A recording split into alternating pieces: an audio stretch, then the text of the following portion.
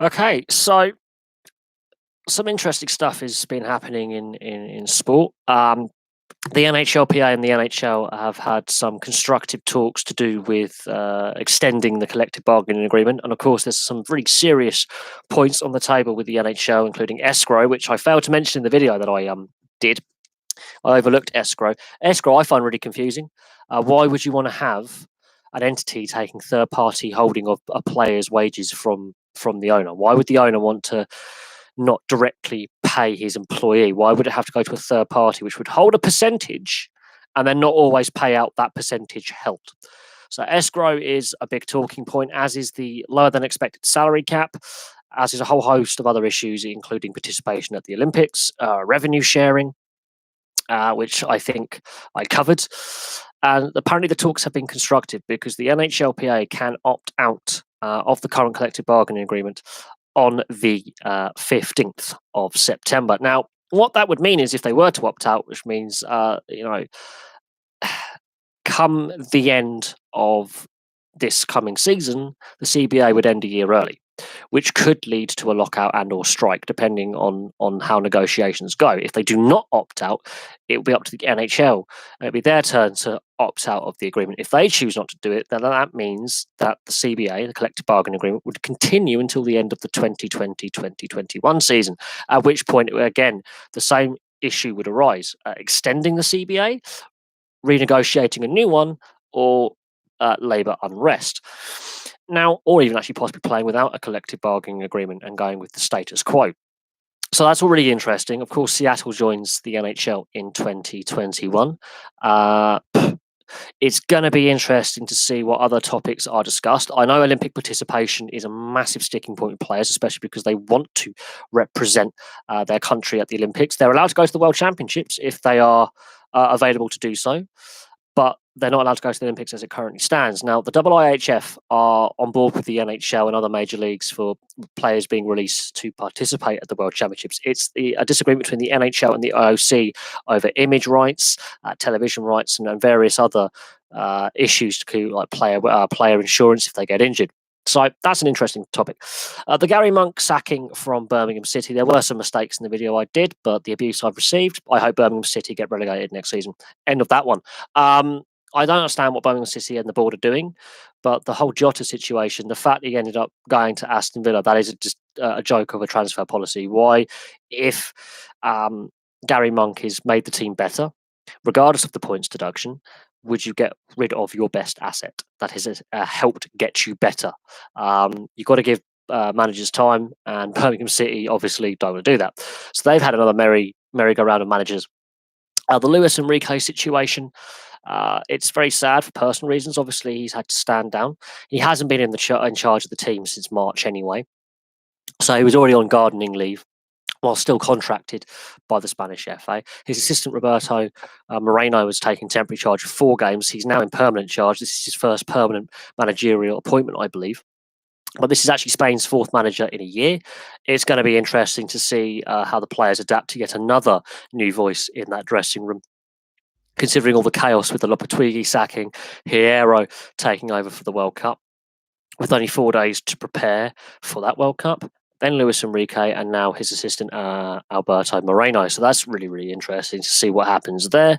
The Women's World Cup, England and Scotland finished their group stages. England have already qualified. They're playing Japan. Scotland have to win against Argentina and hope other results go their way with points differential when it comes to getting through to the next round. So they've really got to hammer Argentina by a multitude of goals to make sure of their passage. So they're 2 really interesting games tonight. The Cricket World Cup, the weather has been, less than cooperative for the Cricket World Cup. Obviously, Owen Morgan hitting a record 17 sixes in a World Cup match. And that's not been done before. Even the great Chris Gayle hasn't done that. So that's a nice little tidbit for random pub quiz knowledge that you could have.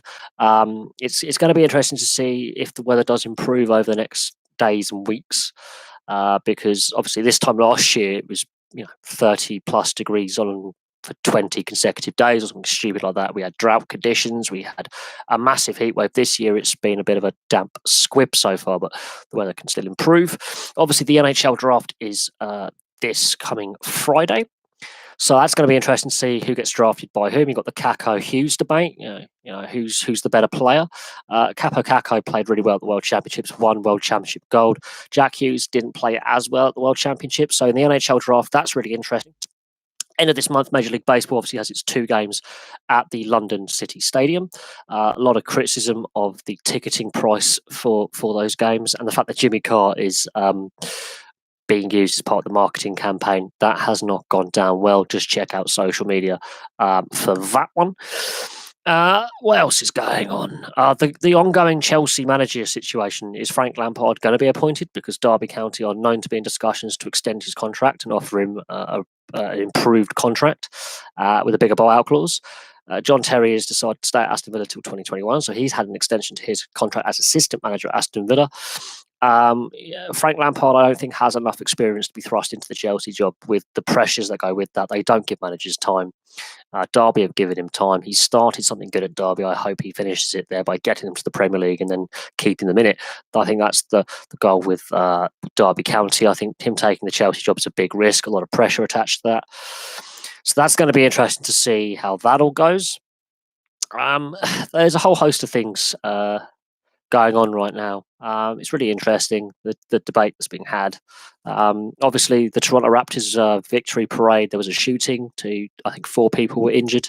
It was a game-related incident, I believe. That's soured that moment. And I will do a video on the NBA and what this means for basketball in Canada, because they've been to Vancouver before and it didn't work. What else can we talk about? What else? There are a few other things to talk about, but I think I've covered all bases there. The Women's World Cup, actually, to be fair, the crowds are getting bigger and bigger as the tournament progresses. Stadiums are starting to have at least 75% filled. It's been really good to watch some of the stadiums get filled, but they're mostly second-tier stadiums, so they've chosen the right stadiums for the competition. They haven't chosen them to big, airy League One stadiums. They've chosen the second tier of French football. Some really nice stadiums there. The issue with the Women's World Cup has been the VAR. It's been more controversial than the Men's World Cup last year. They've changed the wording of some rules, including handball and offside. That's been quite controversial. There's been a lot of VAR decisions in almost every game. I think the officials are becoming too reliant on the technology rather than going with their intuition and their gut instinct, which is why they're officials, really. So that's going to be interesting to see if there's any controversy this evening when it comes to VAR, and if there's a VAR decision in the England-Japan game, for example, or Scotland-Argentina, if there is a VAR decision in there, because that could determine a whole host of things, including Scotland's or Argentina progressing in the tournament. It could determine if they're going to get out the group, a VAR decision, and the same with Japan and England. If Japan get a win and England lose and the scoreline's big enough, that could also determine who finishes first and second in the group. So VAR has been a big discussing point at the Women's World Cup. We've also got the rep weekend in Australia. So the NRL and Super League, there's all the internationals. So there's a rep weekend where the NRL takes a weekend off. Super League is still ongoing, but most of the best English players, but based in Australia anyway. And the Super League clubs have enough depth where they can call upon their fringe players. Where the NRL, there's the second grade competitions which they don't want to disrupt, also with state of origin. So the NRL is giving has to basically stop for the rep round. So that's going to be interesting to see how that all happens. Israel Folau's back in the news, obviously. So, yes, the Platini arrest. I haven't covered a video on that because obviously it's an ongoing legal thing, and until more information is released, it's complicated. But obviously, with what happened with him as at UEFA and how he was booted out of UEFA in disgrace, it is interesting. The French media or Platini's lawyer is saying he's not been arrested or charged with anything. He's cooperating by voluntarily giving questions, but everyone else knows he's been arrested. The Qatar World Cup, well, it's kind of obvious. Why would you give a World Cup to a country where there's no history of football, of real much greatness? It's a desert country. It's 40 degrees in the day. There's safety concerns, human rights abuses, although this is FIFA, so they've been to Argentina in 78. They've been to Russia in 2018. Okay, human rights abuses. Okay, FIFA tends to overlook that, but the human rights record in Qatar is laughable. The workers' rights are laughable. I mean, at least in Argentina, they have some, they have trade unions that are legal, although they have had a dodgy human rights record at the time they had the World Cup in '78. Um, I don't think they're going to cancel the World Cup in Qatar because I think the building work's too far along. There's a lot of money invested, sponsors, etc., etc. What other country would want to at short notice, considering that you have to have all the infrastructure in place and the stadium is up to FIFA standards for a full international competition? I don't think it's going to be cancelled at this late date. Um, it's interesting. It's a big debating point, but I think FIFA are too far down the line with this now. They went ahead with the Russia World Cup as well. There's allegations about that linking to Platini. I think there was something to do with him getting UEFA on board to vote for Qatar. We know all about the corruption because it's obvious. A cash wealthy nation with a dodgy human rights records, with no real history of footballing excellence, with workers' rights being limited and other ethnic minority rights being limited and religious rights being limited if you're not of the state religion. We all knew at the time. There's no naivety here. Uh, the number of teams. I mean, obviously the World Cup after you got the USA, Mexico, and Canada. I think a 32 team World Cup is about right. A 48 team World Cup's going to get really hard to fixture that in. With the disruption to the European seasons that's going to result, that's going to really affect the European seasons massively.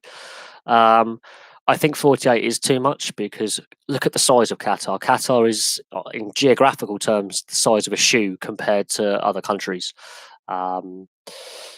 Neighbouring countries are massive. Qatar is tiny. I think 16 is too small personally because that's basically Confederations Cup size. But at the same time, I think 32 is the right amount because you get more talent on display and you see teams that otherwise wouldn't be there if you had a smaller tournament. You see different, in fact, we saw Panama last year and they put up a fight in every game they played in. They weren't hopeless. They scored goals at least. I mean, they got battered a few times, but we saw Panama at the first World Cup. You don't see that in a World Cup the size of 16 nations. But I will say this, I do think 48 is a step too far. That's going to be a fixturing nightmare to get all the games completed. They're going to have to play it in winter, which is going to seriously disrupt the northern hemisphere seasons, especially in Europe. That's going to throw that in. It's going to throw chaos out there. It's going to be chaotic. I think the US, Canada, and Mexico, I think that's where you want to have 48 teams. You've got 3 host nations. You can share the workload. There's more infrastructure in place. Canada's already hosted a Women's World Cup. The USA and Mexico have hosted Men's World Cups. So they've already got the stadium infrastructure. They've got the experience of hosting these big tournaments. Canada most recently with the Women's World Cup 4 years ago. So for me, that's the safe bet. I think Morocco was a bit of a risk considering they wanted to expand the tournament.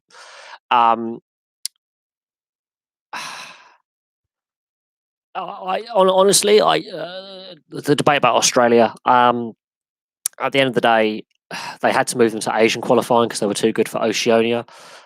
They regularly qualify. They can't do anything at the World Cup. That's up to the Australian Federation and how the youth development is failing the Australian national side. Australia's got a lot of issue with sports because you've got to look at the sports that they're very good at. AFL is only ever played in Australia. The international series doesn't get the crowds. Apart from the Irish who play Gaelic football, AFL is pointless outside of Australia. The NRL, yes, it is the best rugby league competition in the world. In my view, it's better than Super League. And I'm a Brit and I live not too far from West London. So I'm trying to organise getting to Trailfinders to watch the London Broncos play before the end of the season if I can. If not, I'll have to go next season, regardless if they're in the Super League or Championship. I think the issue with Australia is it's a rugby league AFL country. And that's the problem. More kids want to play in the NRL or AFL if they want to be a sportsman. But Australia is a sportsman country, so I am surprised with the fact that it hasn't actually tried to bid for a World Cup. I think cricket's got its own problems. There's not enough teams in cricket really in the Sheffield Shield. There's not enough teams in the Sheffield Shield. That itself needs to be looked at more on a city basis rather than a state territory basis. But that's my personal opinion. I think they've got cricket wrong domestically. It's not enough depth with teams, but that's my personal opinion as well. You're an Australian, you'll have a different viewpoint on that. With the places like the SCG and MCG and the Gabba, you've got some great test venues, which also host AFL. I think the issue is youth development, and the problem that Australian sport has had in the last decade is scandal. Scandal harms the development. Scandal is an ongoing Australian sporting theme. And for such a sports-mad country, there's also the debate about how the Olympic legacy was wasted after the Sydney Olympic Games and the Melbourne Commonwealth Games and the Gold Coast Commonwealth Games. You've had 2 Commonwealth and Olympic Games in my lifetime. There's a big debate about is the legacy of these competitions, a high-profile international competition, has been wasted. The fact that Australia, hasn't been awarded a World Cup, I think, is a travesty because the infrastructure, there's enough stadiums there for them to play a World Cup, but not at the size that FIFA now wants the World Cup of 48 teams. I think they would have to share with New Zealand, and they will be the weakest hosts, I think, ever to host a tournament. And of course, the Commonwealth Games have been in Australia, I think, twice in my lifetime, Melbourne and Gold Coast, but also, Brisbane as well. That in itself says that Australia can host a major international tournament with multiple athletes, and teams from around the world can go and participate. We saw the Rugby League World Cup, how well that was organised and hosted, and Rugby Union World Cup in 2003. I think the Cricket World Cup. Australia can host big sporting events. But I think the federation doesn't have the money for the football. And there is an issue with the youth development, but you can argue that about Rugby Union and what Israel Folau and that scandal's done for Rugby Union in Australia over the last 12 months. There are issues with Australian sport, the scandals at Essendon in the AFL, the scandals with Cronulla in the NRL with the peptides, the issues with salary cap breaches, issues with player ill discipline. There is a lot of scandal in Australian sport in recent times, and I think that also harms the development of youth where parents, that sport's got issues. We're not gonna allow our kids to play in that sport, and if at non-league amateur level that there is corruption as well, that says there's a problem. I honestly don't know why the women's Australian team are better than the men. It's the same with the US women's team are better than the men. There's a whole host of reasons possibly why that is the case. With the US, it's more of the collegiate-based system. Women at US universities play a lot of football. The men, they have the MLS and other minor leagues to play in. And it's really surprising that the men are not as good as the women when it comes to football. Personally, though, I think Australia is more of a rugby and cricket country. That's what it thrives at, is rugby league, Aussie rules, and cricket. I think while they have some decent football players, it's not the biggest sport, and therefore it's going to compete with sports that are more established, have bigger fan bases. Kids want to play. I think that's part of the problem is making a sport more attractive and more popular to the wider sporting fan base in Australia, and I think that's a difficult battle, but it comes down to how the federation engages and how they promote and what the ticket price is and growing the game. But we'll have to see what happens there. I think the Australian women last night played exceptionally well, but I watched the Italy-Brazil game, which was a thrilling 1-0. I mean, I don't know how there weren't more goals in that. There were some brilliant goalkeeping by both goalkeepers. Very entertaining game. Only a 1-0. I mean, I faced some criticism for covering the Women's World Cup, but I'm actually getting more views on the Women's World Cup than the Men's World Cup last year. So I think that's what I find funny, is I'm actually getting more views on the Women's World Cup than the Men's World Cup. In comparison, I'm getting more people watching Women's World Cup videos than Men's World Cup videos from last year. So in my mind, I think I do think that a lot of people complaining about women's football, they don't watch it, they don't care, but they care enough about it to complain, but they claim they don't have no interest. Scotland do need a win tonight, but at the same time, they also need results in other groups that have already happened and are going to happen to go their way because they've lost the first 2 games. They have only scored, I think, the 1 goal so far, or something like that, or 2 goals, but they've conceded 4, so they're a -2 goal differential. They need to have a big win against Argentina, but looking how Argentina played against Japan and England, that's going to be a tall order. Scotland will have to play the game of their lives to get out of this group, and Argentina, they want to play on the counter attack. And if Scotland start the game as they did against England and as they did against Japan, Scotland will lose. Scotland will lose if they play how they've played the first halves of both games. They need to have a full 90-minute performance. And all I've really seen out of Scotland women is the last 30 minutes against Japan and the second half against England. That's not enough to say that's good enough to get out of the group, to warrant getting out of the group, and to get to the next round, because if they do get out of the group, they're going to get slaughtered in the second round. They haven't shown enough. They have not shown enough for a full 90 minutes. And until they can get that full 90-minute performance, they don't deserve to get out of the group. If they can put a 90-minute performance in against Argentina, which they're more than capable of doing, yeah, they could win handsomely.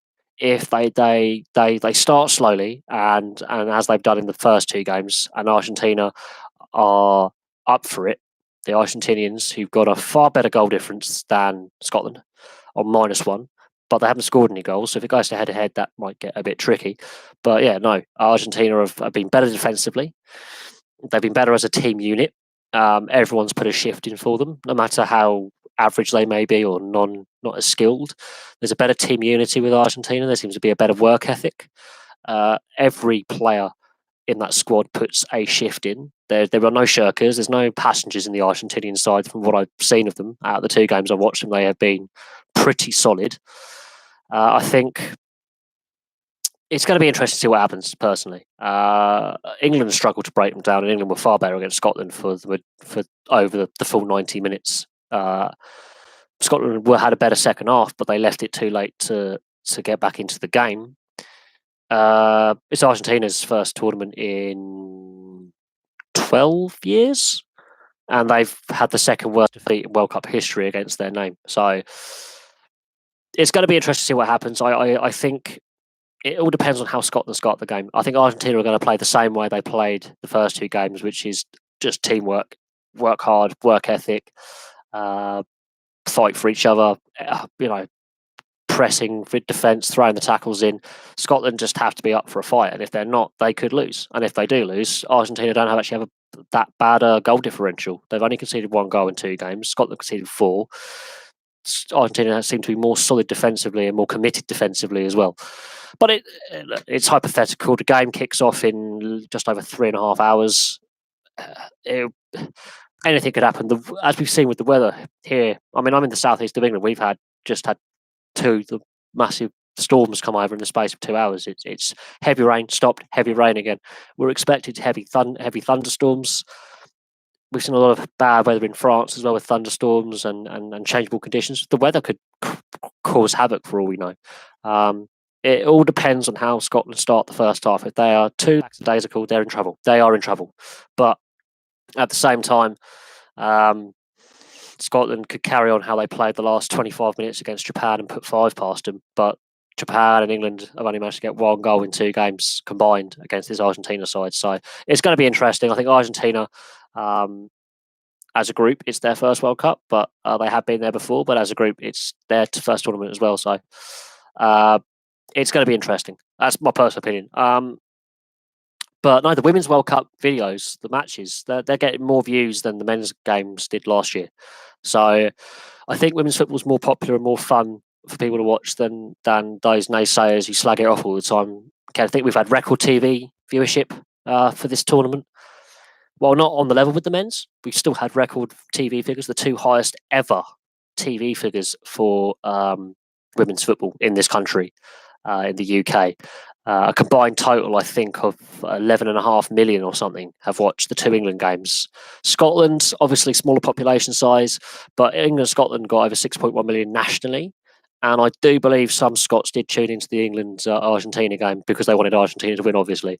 But even so, even in Scotland, the viewership figures are the highest for women's football that there's ever been. So that's been positive. So for all those saying no one cares about women's football, over 6 million people will tell you otherwise. I don't think it's been forced down people's throats. Very few games were on BBC One or BBC Two. A lot of games have been on BBC Four, and every game's been available on the iPlayer and online, so you can choose not to watch it. So I find that a false argument saying it's been forced down people's throats. It's not. You can choose to change the channel if you want to, and the answer's in the amount of people complaining. Clearly, they care about it enough. It is definitely growing. I think the calls to have equal pay are silly, and I'm going to do a video on why I think should women get equal pay. And my answer is no. It's not based on their gender. It's based on the product that they put on the field, and until the quality level improves to a point where enough money's been made by the sport, it would bankrupt the sport. It's just pure economics. There's nothing against them getting paid better. Absolutely not. I have nothing against them getting paid better by the federations for international appearances and by their clubs for club appearances. Nothing against that whatsoever. But I think it's far too early in the development of the game to suddenly go, we demand 50 grand a week. If they were getting 50, 60 grand a year, I would be more than content and happy with that. I think that's a fair wage for a fair day's work for a sportsman. But that's my point. The year I was born, the average salary for a football player was 70 grand a week. 70 grand a year, sorry. A year. Your average player now earns that in a week. So, that's my personal opinion. I think in real terms, that's what they should be paid. And they're not, because wage inflation in football has gone through the roof. And it's actually really damaging men's game massively, because now you're getting calls from the women's game to be equal to the men. And that's going to catastrophically kill off the women's game stone dead within a very short space of time. If they were to get equal pay, the women's game would be bankrupt. Utterly bankrupt. So while they are calling for equal pay, they won't get it. But at the same time, it's now enshrined in law. So it's complicated, but I think you get paid for what you put out there, for what you put on the field, the quality level of the product. It's been entertaining. The quality hasn't been as high as the men's game, although there have been some moments where actually some male players will be pretty happy with the skill on display by some of these female players, especially from Italy and Brazil last night. Some of the attempts, one of the Brazilian attempts that was saved was an unbelievable piece of cheeky skill, and the Italian guy that was called for offside, again, a piece of cheeky skill from Girelli, the Italian forward.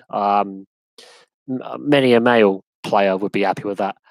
Various levels of the game. So that's my personal opinion. It is getting better. The quality level will improve as time progresses, but there's not enough money in the game yet for them to demand massive wage increases. I think that would be stupid and dangerous for their livelihoods. If they demand too much, it will break the back of the women's game. But I digress. I don't want to get into a debate about feminism and equal pay and equal rights, because they've got the right to play and they're playing. They're getting paid better than they were before. The sport is more professional, and the wages will rise, and the quality will improve. What I hope happens is they don't go down the same route of the men and get overpaid. The men's game is massively overpaid and massively overhyped, and the transfer market is also harming clubs, because clubs are going out of business. Clubs are going bust. And this is what the wages, I think. The year I was born in 1989, the average salary was between 50 and 70 grand a year. 50,000 to 70,000 pounds a year. Now, it's the average for a weekly salary in the top division, and that is not right. The wage inflation and the rapid wage growth is technically, and of course, don't forget the transfer budgets are actually starting to have a detrimental impact upon the sport, because there's been a UEFA general meeting where all the leagues from Europe meet that are sanctioned by UEFA, and some leagues are saying if this carries on, we're going to go bust. some of the smaller what I call second tier on the level of European leagues. So below the top 5 leagues of France, Italy, Spain, Germany, and England. Those leagues, such as the Norwegian league, the Danish league, the Dutch league, sort of in limbo, but the Austrian league, the Swiss league, they're saying we could go bust. We cannot afford to keep our best players, but also we can't afford to pay our best players because the way the revenue comes in. So from TV revenue, we're not talking about ticket sales or merchandise sales because those clubs will always have their fans who turn up week in, week out, and that's not the problem. It's the TV money and how the TV deals are structured, and it's going to the wrong places. An average club in the Premier League, mid-table, we'll go Bournemouth, the club with the smallest ground and the smallest budget in the Premier League, is earning more money than the Swiss champions, for example, per year. And the Swiss champions are in Europe. That is how badly structured the pay from the TV money and the TV deals. It's not equally distributed across all the leagues, and some leagues don't get overseas TV rights at all outside their own country or outside their certain region of the continent, and that's to do with the players' salaries, the transfers. It's all overinflated it, and clubs and leagues are going out of money. Clubs, leagues, and federations are bust, and you can thank Jimmy Hill for that. The late great Jimmy Hill, former TV pundit, former Coventry City manager. He was the one who fought to remove the cap on wages. There was a salary cap enforced by. In another way of speaking, there was a wage limit. It wasn't an official what we would term salary cap now, but it's an equivalent to a salary cap. And in 1968, I believe, he fought to have that removed, and he was successful. I think he did it for the right reasons because I think he felt players were limited in what they could earn. And in some leagues, you could earn more being a roofer than a professional football player. As my dad found out when he was an amateur non-league football player, he could earn more money in the army than in the lower divisions. So he joined the army. And that's still the issue now in the lower levels is the players. The wage gap between League Two and Premier League is insane, massive. And that's partly because of the massive wage demands that Paul Pogba, for example, and Alexis Sanchez have on Manchester United. It is ridiculous money. And it's also the Americanization of sport, because you look at the North American markets and how the top players in the NBA, the NFL, the NHL, and Major League Baseball have some stupid contracts for players worth hundreds of millions of dollars. While it actually works out in real terms, not pretty similar. It's the Americanization of European sports. The overpaid nature of top athletes is stupid, absolutely stupid. I could name several NHL players who are some of the best in the world. To play in the NHL, you've got to be one of the top percentage of ice hockey players in the world. I think it's the top 1 or 10% or something. I've got to look at elite prospects for registered players, but I think it's somewhere in the region between 1 and 10% of players play in the NHL. Dion Phaneuf has just had his contract bought out by the LA Kings. Now, buying out a contract is a complicated process. That means there is still salary to be paid by his old team, the Ottawa Senators, and his old team. His previous team, the Ottawa Senators, and the LA Kings. He was a Toronto Maple Leaf, but all his rights went to the Senators a couple of years ago. They're still paying it. They will still pay him out for the rest of his contract length. He's earned $80 million, and he's not even a top level defenseman. $80 million for being solid, not outstanding. He's not the best defenseman in the NHL. $80 million in his career so far. He hasn't even officially retired. He could still be picked up by another team on a professional tryout and offered a 1-year contract for X amount of money. Insert your figure here, and he'll earn even more. $80 million for being an average defenseman. He hasn't been outstanding. He's been average. That tells you something. If an average player can earn $80 million over his career, that's a lot of money. It's not the most money earned by a player, but it's a lot of money. that's the barometer I'm putting out there. $80 million. While Alexis Sanchez will earn more in a short amount of time in real terms, the NHL is hockey players, and I call them hockey players. It's ice hockey, obviously, but hockey players as top level professional athletes. The NHL compared to the Premier League, the NHL players play a much more physical game, are much more likely to have to retire because of injury younger. Massive health implications post-retirement. A lot of players have died young. There's been issues with mental health, concussion, brain injury, all that. They're underpaid compared to going across the board, but they're still overpaid in my mind. But it's insane. It is too much. And yeah, Alexis Sanchez, his salary and Paul Pogba's salary demands and what he's currently getting are just not right. They are wrong. Massively wrong. An average NHL player would earn what Pogba earns in a month in a year, and that's still a lot of money.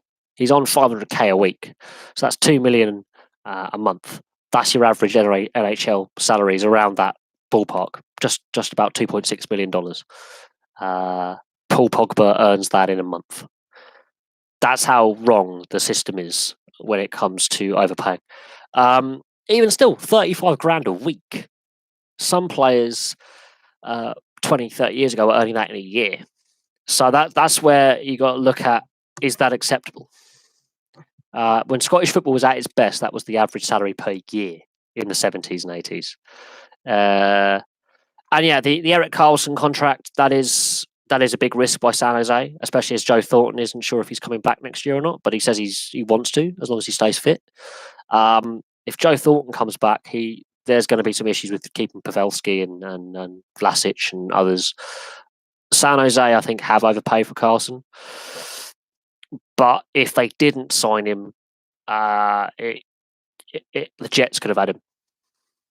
And he would have gone back to Canada. And they would have got Trouba or something like that. It would have got been something silly like that. He has obviously had injury problems. He has had his issues. I don't want to say that's the worst contract, but it could be a bad contract. I'm not saying it's going to be a bad contract, but it has the potential to be a disastrous contract for San Jose. Very disastrous. It honestly depends on his fitness and a whole host of other issues. And depending on how good the Sharks continue to be, because they've been one of the most consistent teams in the NHL for the last 15 years. If they, let's say, fall out of the playoffs next year, then it looks like a bad contract. If they have to go through a rebuild, that's definitely a contract that's going to be almost impossible to shift because of the expected salary cap being about $2 million lower than expected, and the ongoing discussions between the NHLPA and the NHL concerning the salary cap being one, escrow being another. Escrow I find really confusing. Even I don't fully understand it. I'm still trying to get my head around it. Hence why I haven't done a video on escrow, and I did forget it from my NHLPA video, and if they would opt out from the collective bargaining agreement. There's a lot of things to worry about. The fact that the salary cap isn't going up as much as teams expected has already thrown chaos on some of the contracts that have been signed. And yeah, the Karlsson one, yeah, that looks bad. I wouldn't say 8 years is too long. I think they had to. I think there was some clause in the contract when he was traded from Ottawa that there was sort of agreements made about draft picks and other bits and pieces. If they didn't offer him out, they have to offer him 8 years because other teams can only offer a maximum of 7.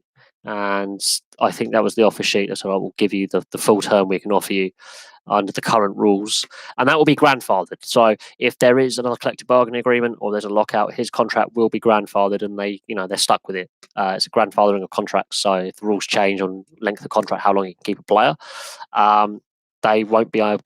The NHL won't undo that. It happened with Roberto Luongo's contract was grandfathered. So he's one of those players where Vancouver will get stuck with his salary after he retires for, I think, how many years is it? I think it's 4 years they're stuck with his salary.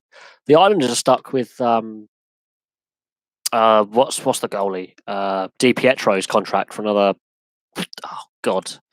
4 years as well, I think. Di Pietro, I think he signed a 12-year contract for silly money, and he retired like 7 years ago. They're stuck with his contract because it's grandfathered as well. So when it comes to salary cap systems and collective bargaining agreements, which is something we don't have in European sport, by the way, yeah, it gets a little bit difficult and complex when it comes to contracts. And escrow, I really don't like escrow at all. It's a system that I have concerns about, that a third party can keep some of the money, and a percentage of a player's wages is taken away.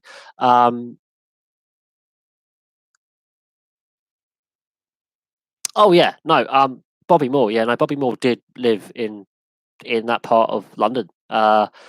Most players up until, I think, I would say, the late 70s, early 80s, before they started building these suburban housing estates massively, um, on the edge of towns and cities. I mean, I live in one. I live in an estate that was built in the early 70s. The house I live in right now is your typical um, top flight athlete's house that they would have had in the 70s and 80s. When salaries were more acceptable, to what I considered an acceptable salary.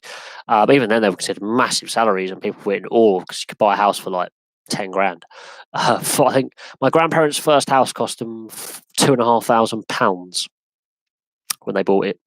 So that just shows you how overinflated the housing market is. Um, no, yeah, Bobby Moore. I think a lot of his contemporaries. Yeah, you watch the film The Damn United about Brian Clough when he was manager of Leeds United for 44 days, and they actually shoot. I think I forget where they are, but his assistant ended up going on to manage Brighton and Hove Albion. And you look at the houses they lived in, and they're just semi-detached 1930s builds. Yeah, that is totally what players used to top flight players used to live. Um, that that is true. They've done so many. There's been so many documentaries made about uh, you know various top flight athletes, and they look into. I mean, the Diego Maradona film's out, and yeah, it gets crazy with some of the athletes, and I think the mid 80s is where it starts to go wrong, and the money got a bit too much, and then it exploded in the 90s and the 2000s, and now it's got to the point where it is silly, and they are living in mansions and they are driving these expensive cars. I mean, you have to look at some of the car. I mean, I think the flashiest car a player had in the 70s was like a Ford Cortina or something like that. They're like, oh, I've got my Cortina, or an Audi Quattro in the early 80s. That's when they. That's what I would say is a flashy car for them then. And now it's I've got a Bentley Continental, and you're like, but you all have Bentley Continentals. It's not really different. Um, I do think that the amount of money in professional sport for the top athletes is too much, but you've got to look at the fact that they're getting paid this under the systems that allow it to happen. So they're on the North American leagues are under a salary cap system, and yeah, it's within the rules. There's nothing to say you can't pay a player 90% of your cap and play the rest of your players pennies, but the top athletes want to get paid top money. I think the money's taken away a bit of the luster from professional sport, a bit of the allure of professional sport, and the underdog story's gone a little bit. Uh,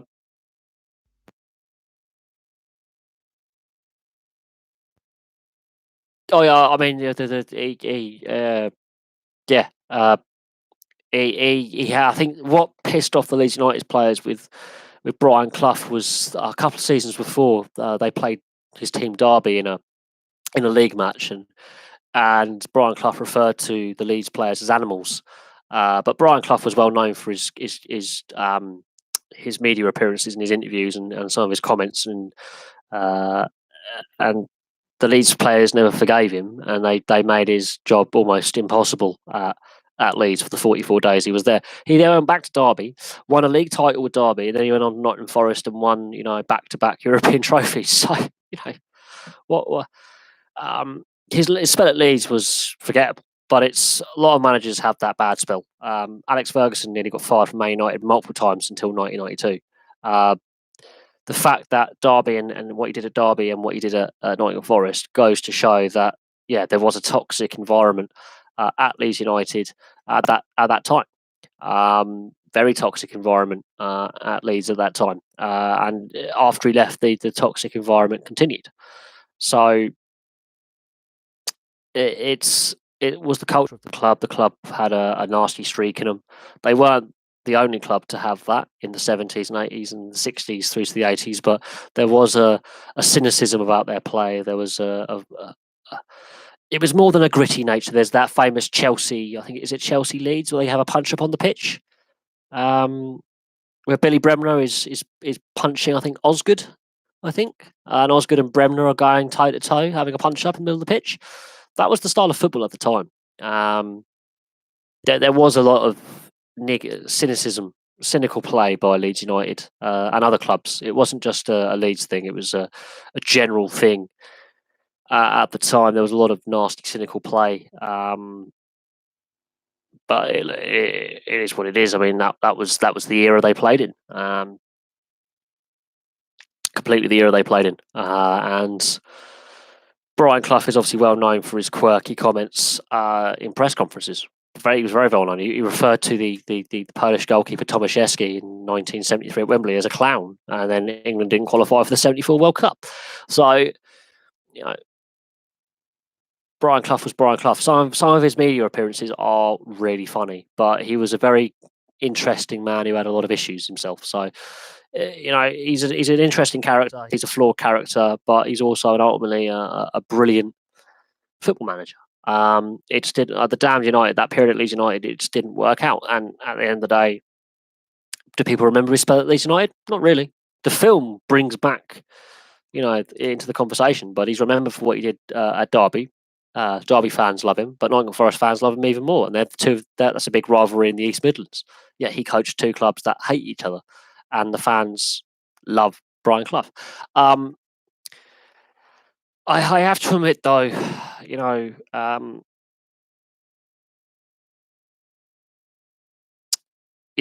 basically, the Leeds players that had played under Don Revie just didn't like him, and he didn't like them. They didn't want to play for him. But that's what happens with when you have a big presence like Don Revie in the dressing room, and then you have a big presence like Brian Clough in the dressing room. Egos are a problem. Look at Chelsea, for example. Look at Man United. They're playing to get managers sacked every season because they are entitled. That's my opinion of football players now. They're too entitled. They think because they earn so much money, they can get their own way. I would say the same of Messi for Argentina and Barcelona to an extent, and Ronaldo when he was at Madrid and now at Juventus. They are playing to get. They sometimes play to get the manager sacked.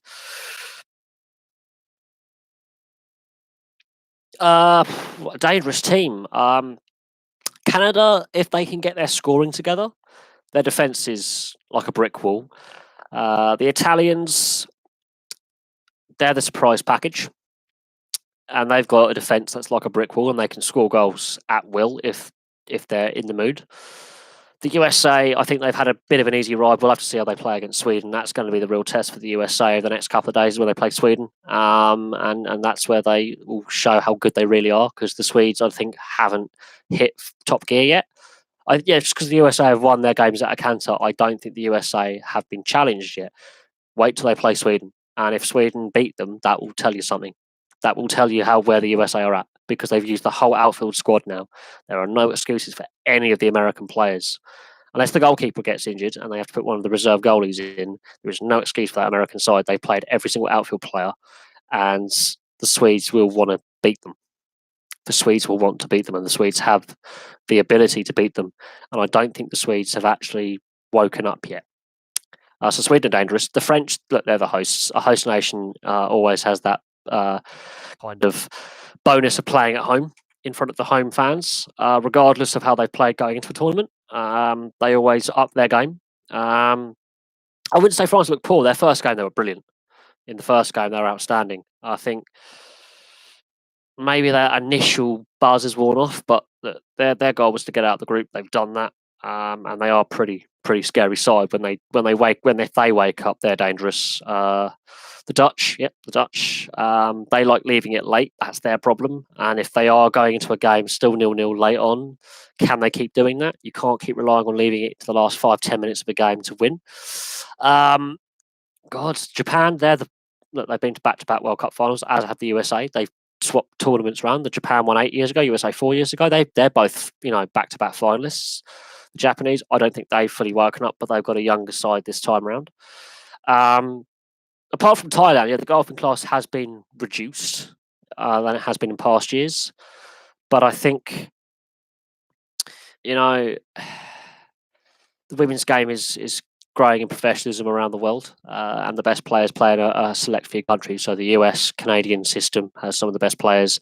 The UK is starting to attract players, and then the German women's Bundesliga, the Italian Serie A, that's starting to pick up. South America, they're starting to introduce professional leagues from next year. I think the Spanish system, the French system, I think your standard big nations in men's football in Europe and North America and South America, when it comes to leagues, it's starting to transcend the women's game as well. Norway look pretty decent. I think Norway, they laboured in their last win, but they are dark horses for me because the Scandinavian countries really do support their women's football, and I would watch out for them. But the Italians, for me, I think are the real dark horse because of how they played. And it wasn't expected because they haven't been to a World Cup for 20 years and they have really stepped up to the plate with no World Cup experience. And I don't think any of their players were at the last Euros they were at, which was about 8, 10, 12 years ago. So I think the Italians could be a dark horse in there. But the Chinese, they've in the past been a women's superpower. They regularly just qualify for the tournament. They shouldn't be underestimated. But look, there's still games to play. There are still teams that have got to book their qualification for the next round. So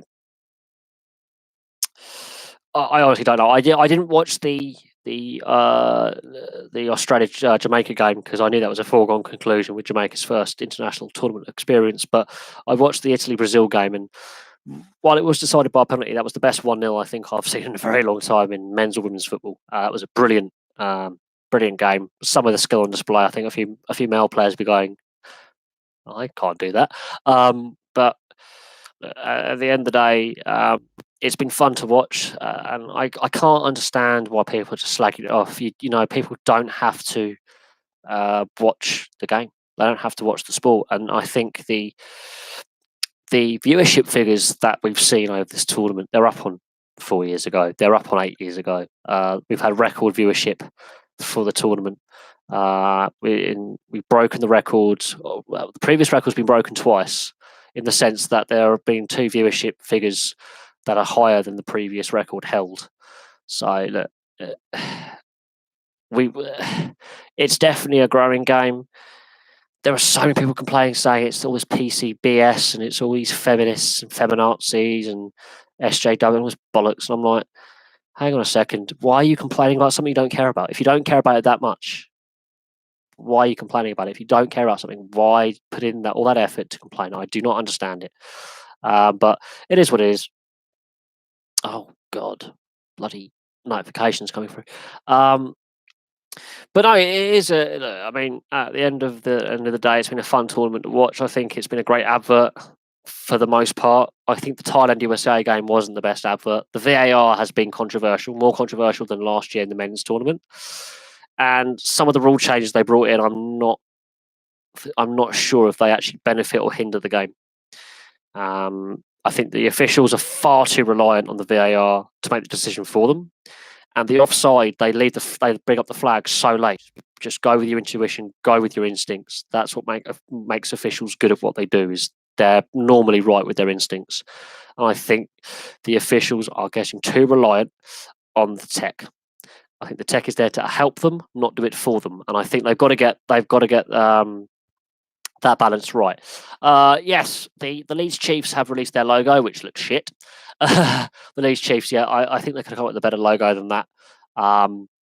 But hey, it just looks like it's been done on word art. Really, it doesn't look great, their logo. But hey, it's their first attempt at a hockey team. They have announced that there are some player signings coming. I think they've already signed the players. They're just going to release them, drip feed them to the public. Other teams have been doing that. But I'm just looking forward to see them in action when they play. I actually am looking forward to them in action for when they play, and I think it's going to be fun to see what kind of team they assemble, considering, it's their first season, and to get a team to gel. Some of these players would never played together or before. They would have probably played against each other, but never together. So that's kind of going to be interesting to see how they gel together as a team.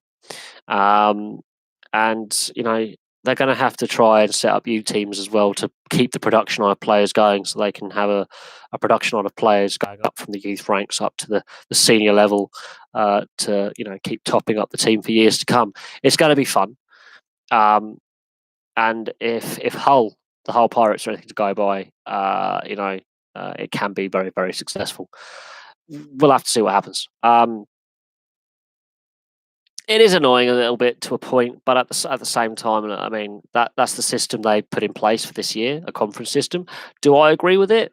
No, but it's how they've decided to do things, to minimise travel and to minimise cost, which I think I can understand why, to try and keep costs down a little bit. But no, it's the system that's in place for this year. Whether all fans agree with it or not is, we'll see at the end of the season what the feedback is and how successful that kind of system is. For a 10-team league having two conferences, they do it in the Elite League. Yeah, it's doable. It's purely designed to keep costs down, especially travel costs, and try and to minimise costs, and to, well, because there is a new team joining, to make sure that they are sustainable and can continue. We don't want another Cardiff Fire. We don't want another Manchester Phoenix.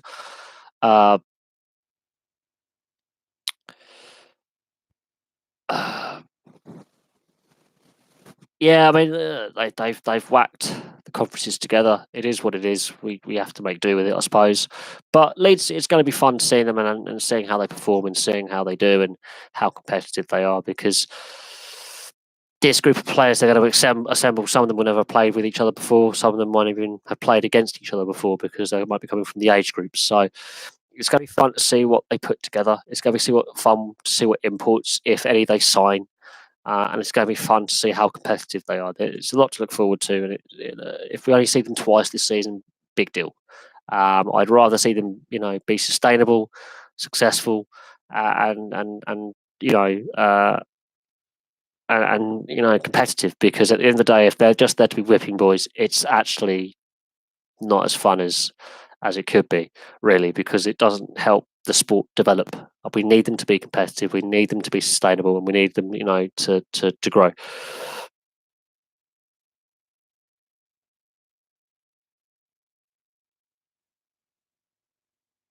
Oh, look, I mean, at the end of the day, I mean, we need to look at the sustainability of the sport in this country, because of the national side's successes and the growth the game has seen at all levels, from the Elite League down. Yeah, it's going to be interesting to see going forward. What does happen. Time will tell. Time will tell. I think sport in general has issues, or a variety of issues, and I think sustainability and profitability in British ice hockey is an issue, and sustainability and I think I think there has been issues with stability in British ice hockey over the last 25 years, I think, and that's an ongoing thing. Is the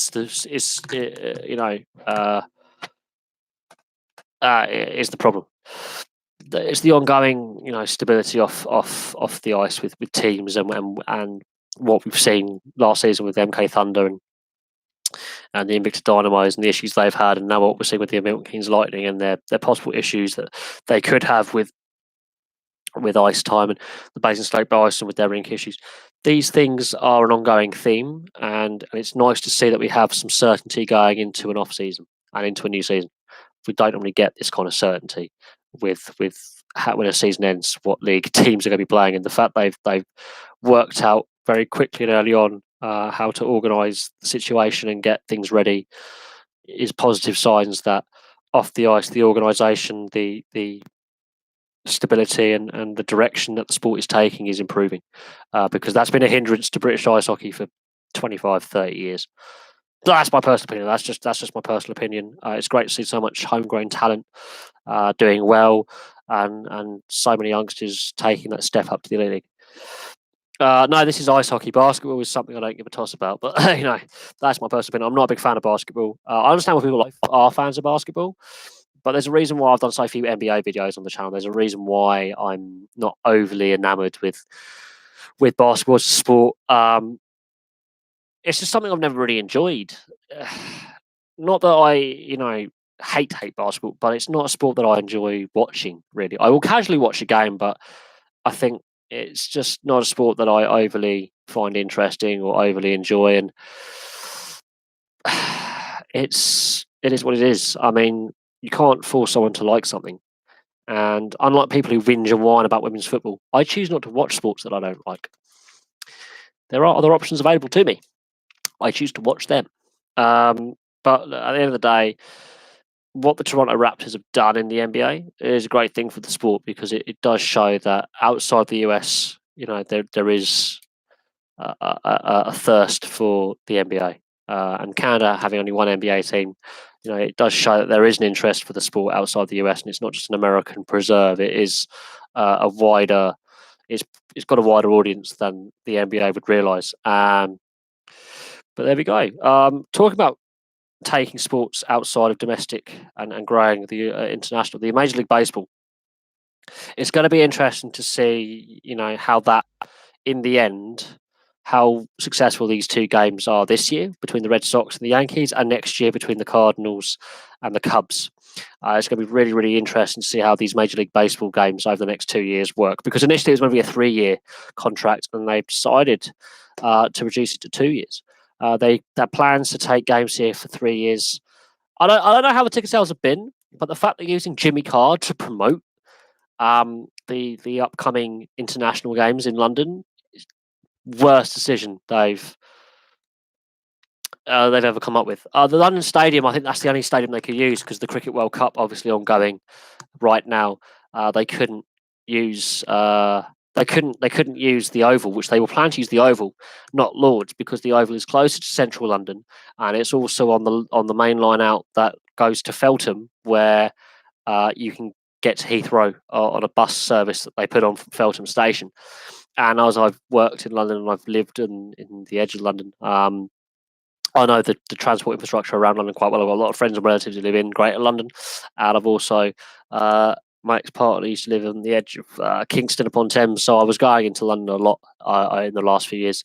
The London City Stadium is the only option available to them, because of the retractable seating and the way they can actually manipulate the surface, the pitch, to suit Major League Baseball specifications. It's the only stadium available to them. They were going to use the Oval, but then of course the Cricket World Cup was decided to be in England, and it would have clashed with the Cricket World Cup, and they wouldn't have had time to make the pitch modifications to the Oval and then fix it again, because it would have taken place right smack bang in the middle of the World Cup, which is taking place now. And they were doing feasibility studies years ago for this. They originally planned to come in 2017, and they didn't. And they announced this time last year that they were coming this year. They initially planned to have a 3-year plan, a 3-year contract to take games here for 3 years, and they've reduced that to 2. So already I'm concerned about the longevity of this international series between the Major League Baseball coming to London. I'm already have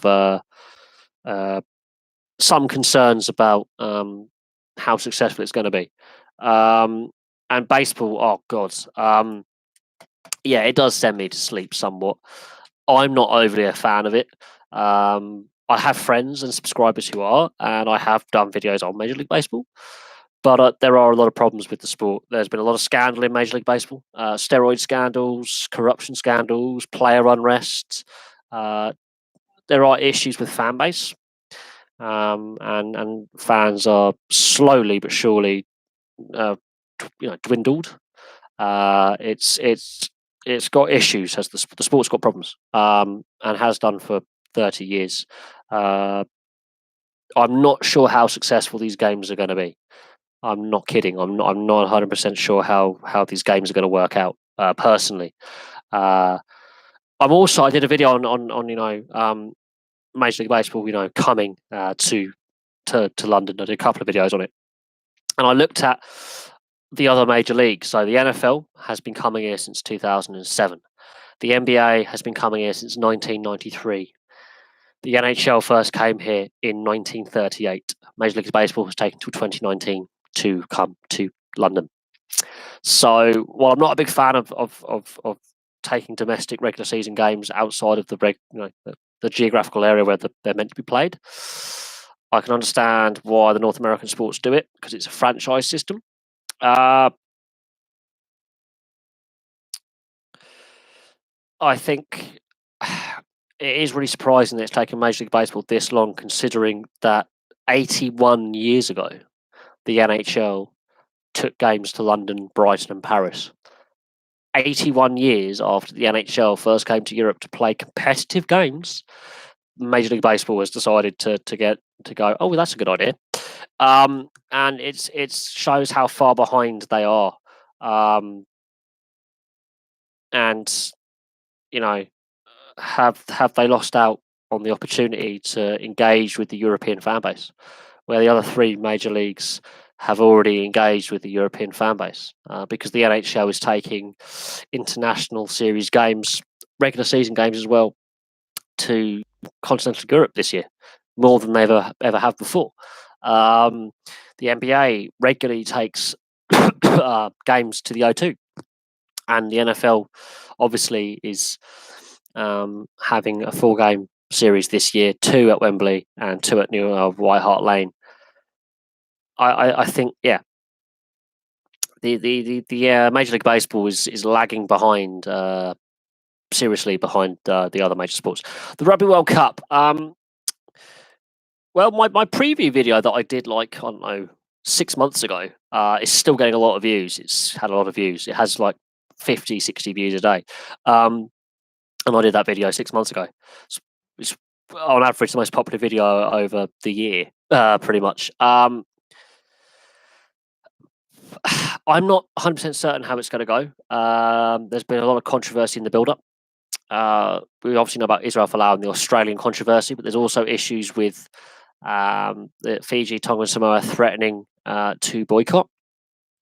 And yeah, there are issues surrounding a lot of things to do with the World Cup. It's going to be an interesting tournament. I have no doubt on that.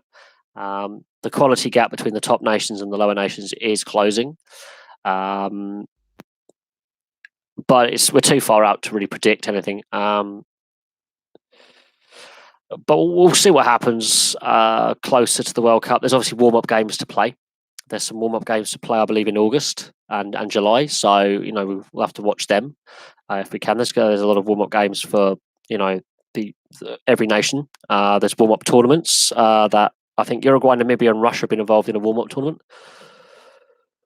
Yeah, so I think, we are too far out from the tournament to really predict how it's going to go. We'll have to see how the warm-up matches go. There's still chances for players to get injured or ill or dropped, even though squads are being announced. It's going to be interesting. Major League Rugby just finished its 2nd season, and I really enjoyed watching the Major League Rugby this year. Once it started reaching the playoff stage, I tuned out. I'm not a big fan of playoffs in European sports. I think that's a North American kind of preserve, but it's becoming more and more common over here. The Major League Baseball, why it's not as popular. My friends do play in the local league here. I've got a few mates who do play. I don't know. I honestly don't know. I think it's mostly popular around with American expats, and in the east of England, there's a lot of US air bases. So obviously, there is gonna be fans in this country of Major League Baseball, and I think baseball, it's a difficult one because they've waited this long to get into the European market when it comes to taking major league sports out of North America to Europe. The other leagues are so far ahead with growing the fan base and growing the appeal and growing their particular sports. I don't know why, but I think I'm concerned about how successful this next 2 years is going to be. But we'll have to see. It's a wait and see with this one. I've done a video on I've done several videos on the Major League Baseball coming over here, but you have to look at the other countries they've gone abroad to. They've gone to Japan, they've gone to Mexico, they've gone to Puerto Rico, they've gone to Australia, where there already is a fan base and baseball's more popular. So they've already looked. I think they've been overly cautious. They've been overly cautious in how long it's taken them to decide to take games here, and they've also been overly cautious with the teams they've chosen to, showcase the events. They've been very conservative with the team choices. You have to look at the 4 teams that have been chosen for the 2 years, and the games they're going to play over the 2-year period. They have played it very, very safe. They've been very cautious in waiting, and also at the same time, they've been very conservative with team choices. We'll have to see how well that pays off come game time on the 29th and 30th of this month. And we'll have to see how it pays off next year as well when the Cubs and the Cardinals come here to play. Because, again, very safe options. They've played it very, very safe with the teams they've chosen. So it's going to be interesting to see what happens. And we'll have to see what the attendance is like for the 2 games and the viewership figures on TV. Well, it's going to be very interesting to see, what the viewership figures are on TV and the attendances, because until the matches are played, we ain't going to know. And that's something to think about. Until the games are played, we ain't going to have a clue. And that's the truth. That is the truth. But yeah, baseball is played here, but it's not played by a lot of people. It doesn't rank very highly on participation or viewing. So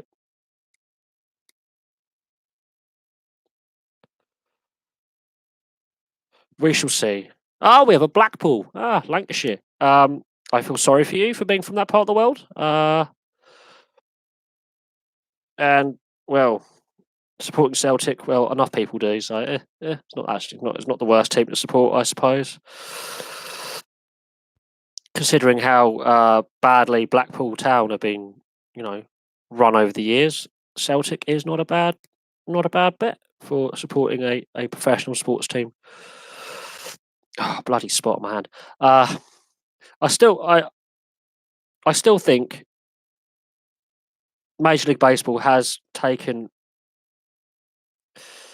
a big risk by waiting this long to get into the European market. I really do. I really do think they have waited possibly too long to get into the European market of sports fans. But we'll have to see how it all works out in the end, and we'll have to see how the TV figures come back and how the attendances look. Because empty seats, I will say this, empty seats look really, really bad for live television and even recorded broadcasts as well. Empty spaces in stadiums look really bad.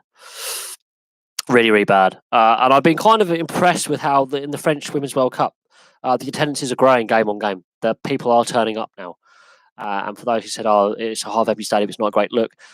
In the early games, yeah, apart from when France were playing, attendances were low. But now, looking at how the attendances are growing, people are deciding to either fly to games or drive across Europe to go to a game. So it makes the whole thing look better. But I say this to a lot of football fans who come on the live streams that I do. Empty seats look crap for TV. And for example, Newcastle United and Mike Ashley. The issue with that is the Newcastle fans are too loyal to the club. They will support whatever team is playing. Until they decide to stay away from games, Mike Ashley isn't going to sell. Because the sale should have been completed by now, and we've heard nothing since 2 weeks, week and a half. We've heard nothing from either Ashley or Khalid's camp. So Newcastle, I don't think it's getting sold. At least I got that spot off my finger. But yeah, it is what it is. It is what it is. I mean, we can discuss team ownership. That's a really interesting thing, actually. Team ownership and how teams are run. Look at Blackpool, and look what happened with Blackpool over the last however long the Oystons owned the club. Look at what happened to Rangers. Look what's happened with Bolton. Look what's happened with Coventry. Charlton have got issues. Bad ownership is a massive problem. Massive problem that gets overlooked, and bad ownership has a massive impact on how a club is successful or not. And a lot of the clubs with bad owners aren't very successful. So yeah, there is that to consider when it comes to sport. I mean, look at the NHL, the Ottawa Senators with Eugene Melnyk. Not a very good owner. Team isn't successful. It's kind of a no-brainer. An owner who runs a team badly, the team doesn't end up being successful. So we'll see what happens with a lot of things. Any more questions? Because I'm going to start winding this down. I thought I'd do a quick little live stream, basically. And it's been a pretty decent one. There's been some really decent questions. Look, I think we need to have more say in how teams are run through the fans. But that's more of a European's perspective. If I was to ask a North American about how they would like their teams, run, the North American system is a franchise-based system. So basically, the league owns the team and just leases it out to an owner. So really, the owners don't. Well, they do own the team, but they don't. Coventry City. I've got a friend who plays baseball, ironically, and is a Coventry City fan. I have concerns about Coventry City. I think the Ricoh has been a disaster since it was built. It's been an issue since the day they started groundwork on it and destroyed and knocked down Highfield Road. The issues with the Ricoh are well documented, and now Wasps own it, and they're becoming really arsey about the whole thing. Even though Coventry is the traditional club, and there's Coventry Rugby Union Club as well, Wasps decided to move to Coventry, and since they moved to Coventry, it's been one disaster after another. Now the sticking point is with Sisu, the owners of Coventry City, who, by the way, shouldn't own a football club because they're a hedge fund, and Wasps over stadium lease. And yeah, the EFL could boot Coventry City out of the Football League, but there are plans to try and ground share with another club in the Football League and then build a new stadium somewhere of a smaller capacity, but build a new stadium. And it should never have come to that. I don't think they should ever knock down Highfield Road personally, but that's the nature of the beast. But yeah, I do worry as well. If they get kicked out the Football League, that is a massive problem. But they're not going to be the first team ever to be kicked out of the Football League. But the EFL, the FA, and the Premier League have failed these clubs for years. They failed for years and years. Portsmouth is another example of a club that's been badly run over the years, and the Premier League at the time, and the FA, and then the Football League failed Portsmouth fans and the players. It's not the players' fault what happened to Portsmouth. It's not the fans' fault. It's the ownership at the time was the problem. And I keep harping on about it, but I think we need more fan involvement in how clubs are run. Bigger say, much bigger say. I would say similar to the German system because it works. I don't think the current system we have right now for club ownership is working. It's failing. In fact, I don't think I know it's failing because I just have to look at the amount of stories and the amount of press releases about clubs that are in serious trouble. And while I may not know all the facts about all the clubs and all the information available, the list is quite a lengthy list of clubs that have issues with poor ownership, financial problems. It's an ongoing thing. It's says to me the system is broken and needs either fixing or replacing. And I think replacing is much the better word because the current system we have is just not fit for purpose and hasn't been for a very, very long time. Very long time. Several of the local football clubs to me in Aldershot and Farnborough have had their various boom and bust periods. I mean, Farnborough Town has gone bust, I think, twice. Aldershot's gone bust, I think, 3 times. That is the ongoing issue. The system we have doesn't work. Plain and simple, it does not work. It means that a club is reliant on a wealthy benefactor or benefactors for ownership and survival, and those owner or owners or consortiums or whoever owns said football club can basically do what they like. The system is fundamentally flawed and isn't properly enforced when it comes to financial fair play and fit and proper persons test. They're not properly enforced by the FA, Football League, or Premier League. Crikey, you'll have to look at some of the people who actually became owners of football clubs. There is massive issues with how the current system we have is put together. It doesn't work. It hasn't worked for a lot of clubs in the Football League and Premier League over the years. It's failed. We're not even getting into the non-league, and there's issues there. But it is what it is. I don't want to harp on about it. I don't want to keep going on about it. I mean, you guys are more recent subscribers, but if you rewatch some of my older live streams, I really do discuss the issues with club ownership, ticket pricing, player wages. It's all the questions that have been asked today and some of the things we've discussed. I've been talking about for 2 years, and they are regularly reoccurring themes. They're regularly reoccurring topics. It's not a new thing. These are not suddenly things that have appeared overnight. These are issues that have been ongoing for a lot longer than the channel's been going, and they continue to be an ongoing issue, an ongoing concern. They're not going away because no one is deciding to stand up and say this system does not work. I think the only person to publicly come out and say the system is broken is the Accrington Stanley chairman. I think he's the only, or the Accrington Stanley owner. I think he's the only person that I can think of in the last 10, 15 years to say this is not working. This system is broken. And until there is an appetite to reform what's there or replace what's there, it's just going to continue getting worse. And the way players are demanding bigger and bigger wages, and the transfer market is overinflated, the situation financially is going to get worse, and clubs will continue to be badly run or overstretch themselves and end up in trouble. It's just a known fact. The system is not working. The system is not fit for purpose, and it hasn't been for years. And it's started to become that way in rugby league and rugby union. We've seen what's happened to Widnes this summer, or this autumn, winter time. We've seen what's happened to Widnes. Look at rugby union. There is issues between the difference between the Premiership and the Championship. Same in rugby league. Bradford Bulls, Widnes Vikings. They're clubs that have really hit the skids in the last decade or so.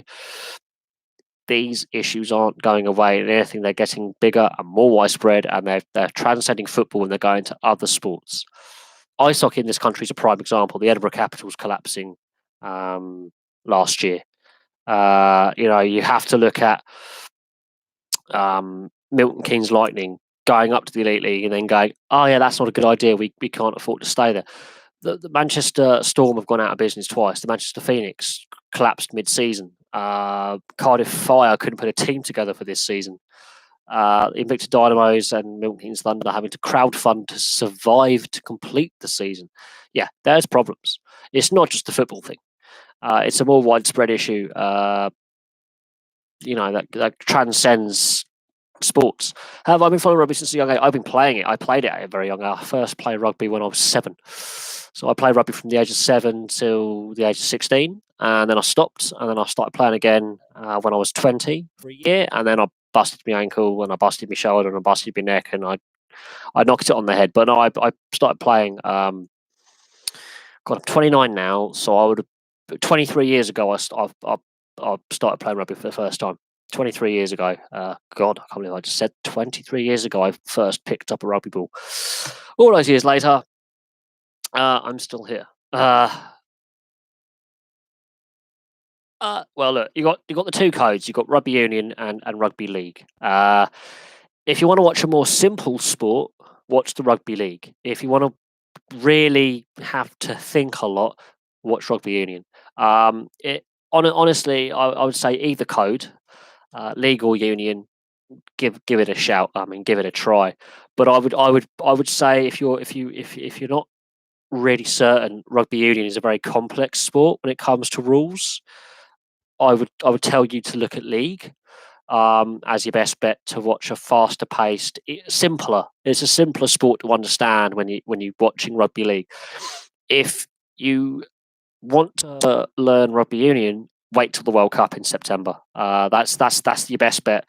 The season's over now for union, and we've got a couple of international warm-ups before the World Cup, and then the World Cup in Japan starts. The rugby league, I would say, the season's still ongoing, both here in the UK and Europe, and also in Australia with the NRL. So rugby league is something that's more relevant right now because the season's still ongoing, and again, it's a different type. There's less players on the field. They don't have mauls, only have rucks. The rules are different, but the basic principle. No, I would say league players are bigger. I would say all round rugby league players are bigger. There is no real a wingers smaller than a prop. They're all pretty big these days in rugby league. The only real small guys are the hooker or dummy half and the two halfbacks, who would basically get scrum half fly off combo. They're the only players who are really genuinely small. There's the occasional winger and fullback who's a bit slighter, but for the most part, even in the halves, the halfbacks, you're going to have some big units who are 6 foot plus as a norm rather than the exception. I say rugby league players on average are huge, and I've met a few. They're massive. I would say rugby league's easier to understand the basic principles because the basic principles are the same. You can't pass forwards. A knock on is a knock on. Kicking's the same. Don't kick it out in the full, otherwise it's opposition ball.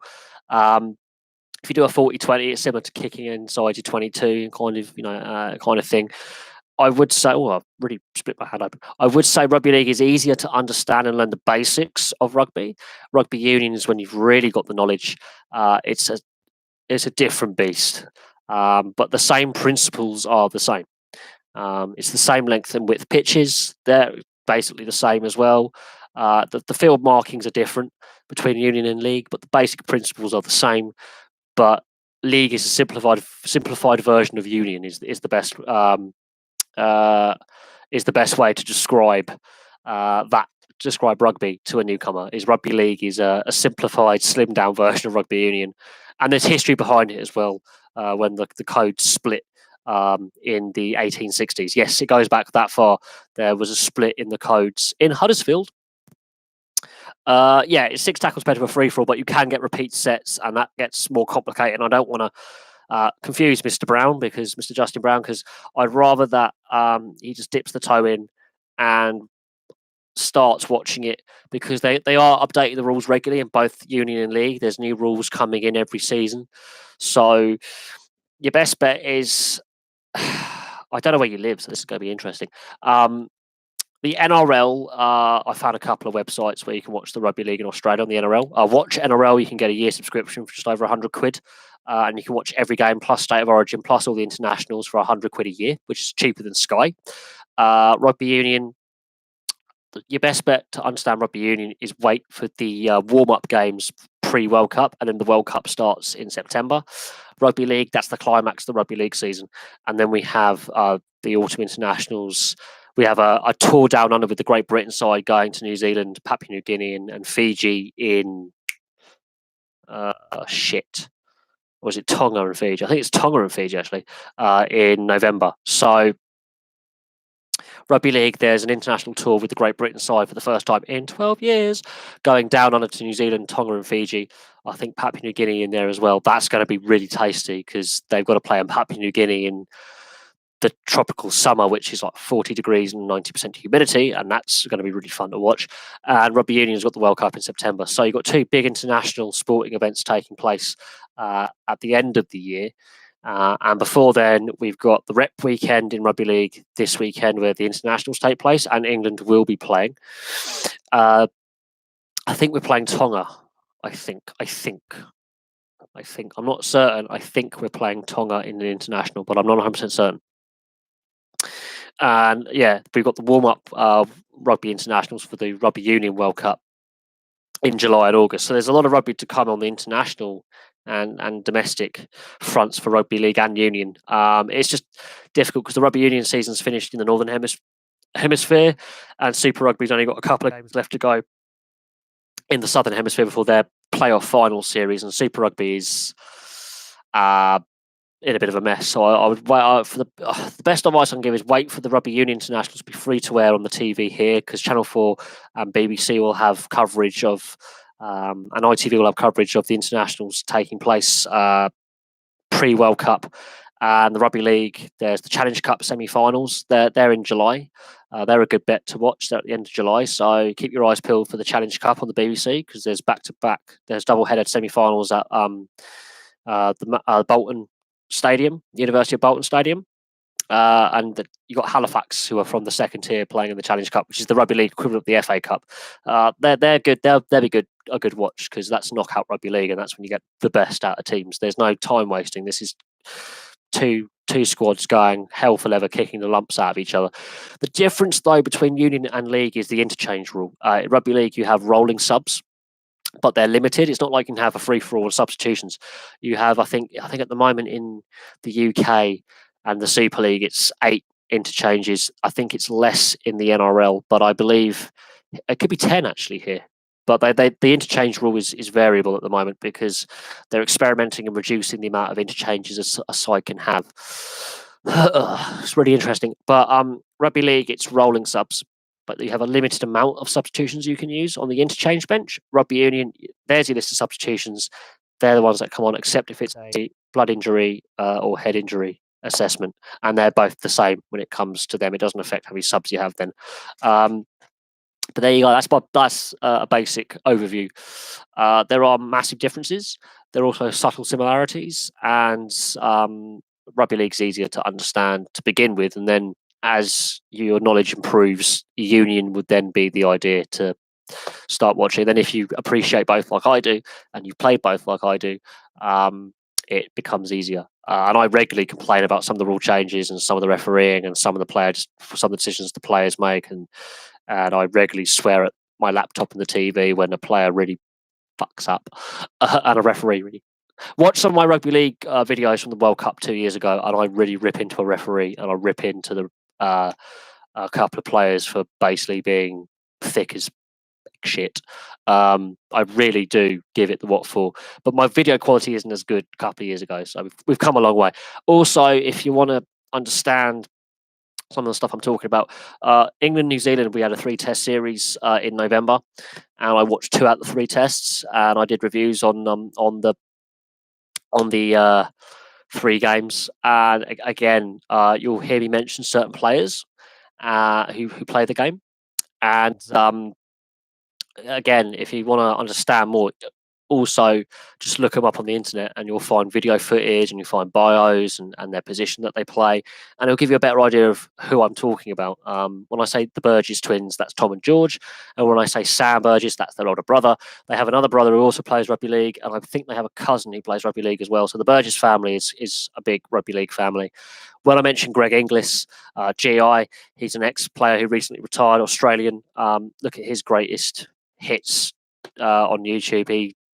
Brilliant player, absolute machine of a centre fullback kind of play. Played fullback and centre, absolute machine.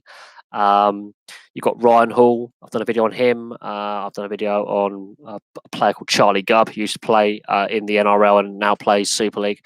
I think he plays for Widnes. There's a couple of players I've done. Latrell Mitchell. That's another player who plays for the Sydney Roosters in the NRL. You've got a whole host of players that I've done videos on, and teams that I've done videos on, and all you got to do is just type that team name or that player's name into your search bar, because you may not use Google, you might use Yahoo or Ask Jeeves or GoDaddy.com, whatever it may be, or GoGoDuck or whatever it is. Well, you type it into your search engine, and there you go. I've seen Jonny Wilkinson play. I've seen him win his first silver at Twickenham with Newcastle against Harlequins back in 1999. So I've had the privilege of watching Jonny Wilkinson play. I've had the privilege of watching. I've a lot of England internationals play, actually, and overseas internationals. I've had the privilege of watching all the London-based teams play. So it is what it is. But no, I'm more of a league fan these days over Union. I think Union, some of the rules have gone a bit wrong, and there are issues with the scrums a mess. There's issues with player safety at ruck and ball time, and there's a whole host of other issues with the game that need to be worked out. Rugby league has problems as well. That's mostly with player ill discipline and culture in dressing rooms, but there's also issues with the tackle area.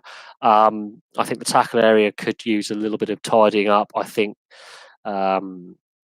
there's a few other things I would change in rugby league, but Union has more things that I want to change in the sport. Rugby league, it's more of a culture change within dressing rooms and player attitudes towards certain things, because you just have to look at the NRL off season to understand there is a massive issue with the culture of the sport behind the scenes off the field. There's a big issue with racism, homophobia, sexism, alcohol, drugs, and that's both Super League and NRL. There's a massive issue with culture, as I say. When I say culture, I don't mean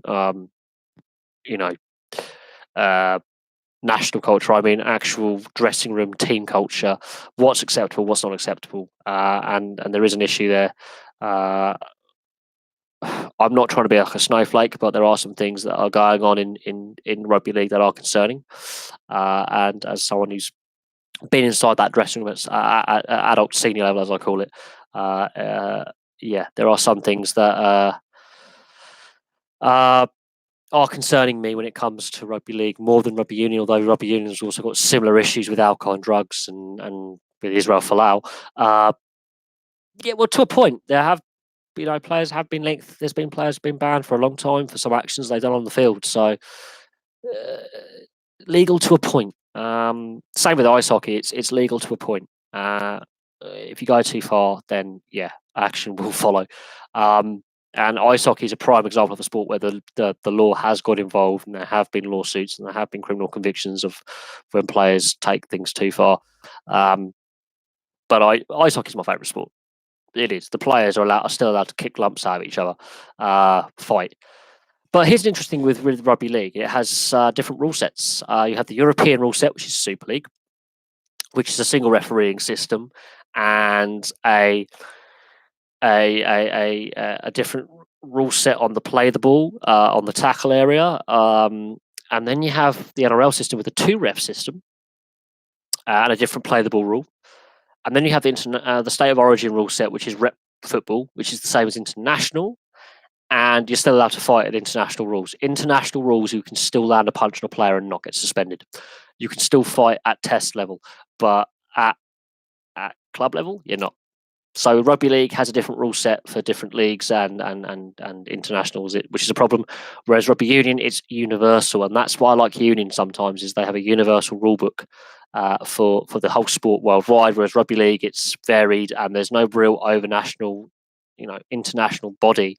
It's all national bodies that govern the sport rather than World Rugby in rugby union or FIFA in football. It's national bodies govern the sport at the moment, and that's where rugby league has a problem. There's no one top body that's the umbrella organisation over the various federations to govern the sport. So it's a little bit pick a mix when it comes to how each federation deals with its national issues and its national leagues, be it amateur, semi-pro, or pro. So it's all a bit of a mess, is rugby league, when it comes to governance. But actual playing, it's great fun.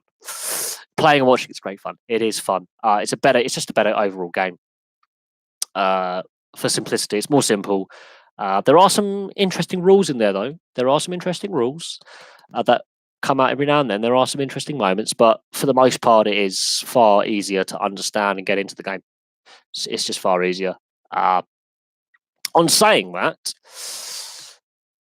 I understand why people don't like rugby league, and I understand why people don't like rugby union. I think rugby union, it's a bit messier. It's less. I wouldn't call it a free for all, but it's less. There are issues when it comes to breakdown, tackle area, ruck and ball. Rugby league, it's that again is simpler. But I don't like the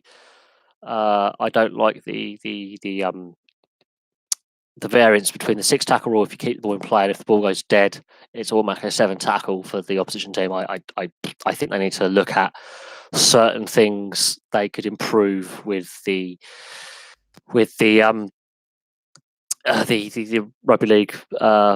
A universal rule book would be kind of nice. James Norman sign for Ipswich.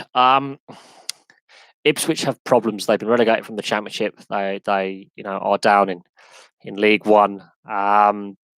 They a club that size shouldn't be in League One. That's my view on that. Jameson Norwood, I don't know enough about the player. I don't know enough about lower league players to really pass comment on or judgment. I would say a club that's been in the Premier League in its history, been in the top division, and has won trophies in the top division over its history, not recently, obviously, but has ended up in the 3rd tier. Shouldn't be there. It's the same. I'm a Blackburn fan. We've ended up in the 3rd tier. I mean, look, I've got a team that has been in the higher divisions shouldn't be in the 3rd tier. That says to me that off the field as well, the club hasn't been as well run as it should be, but also on the field, the players and the management hasn't been as good as it should be. So I think Ipswich need to look at getting back to the Championship as soon as possible and then going from there, because they have underperformed for too many years now. For too long, Ipswich are in the wrong league. But that's my personal opinion. People's opinions will differ on that, but I think Ipswich should be in a higher league. They should not be down in League One. But that it's a difficult one. I don't know enough about lower league football to really pass judgment. But I am surprised with some of the clubs that are down in League One and League Two and the non-league that shouldn't be there, with their history and their size and their fan base. And yeah, Ipswich is one of them. Ipswich is a club that should not be in League One. And I say, as a Blackburn fan, as a fan of a club that's won the Premier League, that is the first Premier League winner who's already won the trophy to end up in League One. I know Man City have won the Premier League several times now, and they were in League One before they won the Premier League, but no team that has won the top flight should be down in like the 3rd or 4th tier. And some clubs who in their history have won trophies in the top flight have been down at that level, and that shouldn't happen. And that's my personal opinion. Look, my sports knowledge are many different sports. The sports that I'm most knowledgeable about are the sports that I enjoy watching. So you asked me about rugby league stuff and rugby union and ice hockey. My knowledge is more because I enjoy it more, and I will research stuff that I don't know. Football, I got brought up with it. I still enjoy watching it, but I enjoy watching it a lot less than I did 10, 15 years ago. And a lot of that has to do with the TV rights issues, where the Champions League and Europa League have been taken away from free-to-air TV. That was a massive mistake for that to happen, and BT to get the rights. That was a massive mistake. Absolutely massive mistake to take that away. I still watch the FA Cup. I mean, the League Cup's now off free-to-air TV as well, so that's another thing we've lost to free-to-air TV. Again, behind a paywall, that puts me off. And football in general, there's a lot of issues with the sport that have left me going, I prefer watching, the NHL and British ice hockey and the rugby league and stuff than English football, domestic football. It's just, there are issues with the domestic game in this country of football that have put me off. But my footballing knowledge is kind of scary. Some of the stats and players' names I can give you would have never heard of them before. There are my knowledge, especially on the World Cups between 66 and 86, is terrifying. I need to get out more. I have books on this. I have books on the subject. It's mad. Yeah, the old Ewood Park. It's a shame, obviously, what's happened with the ownership of the club and where the team are at. It's been a tough decade or so as a Rovers fan. I'm not going to lie. I'm not going to hide my disappointment with what's happened and why I refuse to go to games while the Venkies own the club, even if it's an away game at the Medeski down the road from me in Reading. I have not been to a game since the Venkies bought the club, and I will refuse to go to a game while they own the club. And for those who say I'm not a true fan, I've watched the team up and down the country since I was a lad. So naff off. I've got the jerseys. I've got the programs. I've saved my tickets. I remember when I was a kid watching them win the League Cup against Tottenham. And yeah, it's the last trophy we won. But that was I think, a prouder moment for me as a Blackburn fan, considering we've been recently promoted back to the Premier League not long before, than winning the Premier League itself. But hey, it is what it is, and there are not many Southerners who are Blackburn fans. I'm one of only, I think, 3 that I know this part of the world. So we are a rare breed down south. Because most of my mates that I work with or that I drink with are Arsenal, Tottenham, Chelsea, all the your usual Liverpool, Man United, all that usual crap. And I get bored of all their so-called banter. I mean, like Liverpool, Tottenham, not won a Premier League yet. So come back to me when you have. That's my answer to them. Well, I mean, look, Blackpool had the Oyston family. They were just as bad, and they were British. So it's not just an overseas owner thing. The Venky's are poison. They are clueless. Things have been better the last 2 seasons. I would admit that. The last couple of years, things have got better. But no, while they're owning the club, I'm not giving them any money. There's a reason why we call it MTE with these days. It's because of the Venky's. They have driven away so many fans. The fan base and the ownership has just broken down completely. And they have left the club crippled with debt. Crippled. And that's an understatement. The debt is unsustainable. We have to get back to the Premier League, and we have to have a new owner soon, because the debt will kill the club. And we'll end up like Birmingham City, like Portsmouth, Sheffield United, Sheffield Wednesday, Notts County, all these other clubs that have had issues off the field. We're going to end up in trouble. Port Vale are in serious financial difficulty and have been for years. Charlton Athletic are in a mess. We could end up in serious trouble. We need an owner to come in and fix the mess that's been created, because it's unsustainable. And we should be a Premier League club, and we're not. And if we make the playoffs this year, or we improve the league position, I'll be happy with that. If we get promoted, I'll be ecstatic, but also going, we're going to get relegated the season after. And I know that for a fact. If we were to get promoted at the end of this season coming up, we would go straight back down again. And is that a good thing for the club? Probably not. But we'll see what happens, and hopefully the future gets better and things get better.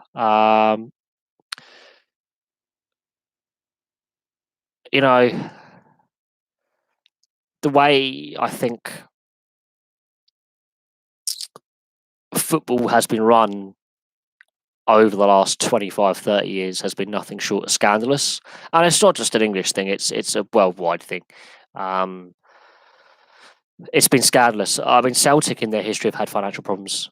Rangers, obviously, going tits up. Gretna going out of business, Chester going out of business, Boston United going out of business, Hereford United going out of business. I could list off a whole host of clubs north and south of the border who've gone tits up, and it's past the joke now. It's not even funny anymore. It is embarrassing the way how bad, and it's not just a British thing. You look across the channel to continental Europe, the amount of clubs that have to merge together or go out of business and reform is astonishing. How the unsustainable wages are killing the sport. The transfer fees are killing the sport, and some of the what I call the second tier leagues. How do I put it? The second tier leagues in Europe. So those that are the second band, that like Europa League qualification. A lot of them are saying this is unsustainable. The Big 5 leagues are killing us, and you ain't doing all about it. And we don't want another European competition, Europa League 2. We don't want that. We just want to have a better share of TV revenue and have our rights sold abroad to Asia and the US and Canada, because they're being strangled, absolutely strangled, and it's unsustainable. And leagues are saying that we're going to go bust. Clubs will go bust, and you can blame players like Pogba and Messi and Ronaldo and Bale and Mbappe and Neymar and all of them. All those overpaid bastards, blame a lot of them. They're killing the game with their wage demands. Absolutely killing the game.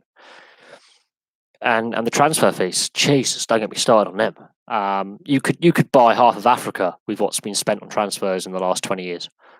You could buy the whole continent of Africa. It's getting to the point where it is just pure greed now. and the corruption allegations and the evidence against FIFA, UEFA, CONCACAF. I forget what the South American Federation is, but the evidence of corruption in the governance of the game is damning. And the fact that Michel Platini has been arrested and questioned over the corruption behind the Russia and Qatar World Cups is damning. And people wonder why a lot of people are turning off football and turning to other sports. I wouldn't say Beckham started. I think the first £1 million player was Maradona. Diego Maradona was the first player actually worth, I think it was at the time, $1 million. The first £1 million player was about the same time, but $1 million was Diego Maradona was the first $1 million player, or €1 million player, £1 million player, whatever you want to call it. Pele was the first. Well, actually, no, Pele wasn't. Pele wasn't the first. Garrincha was the first superstar. Garrincha was the first superstar that Pele played with in '58 and '62.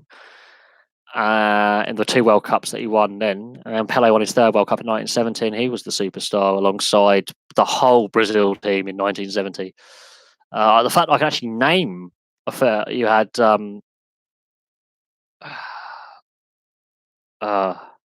Paulo Cesar, who was number 18 for Brazil. Gerson was number 5.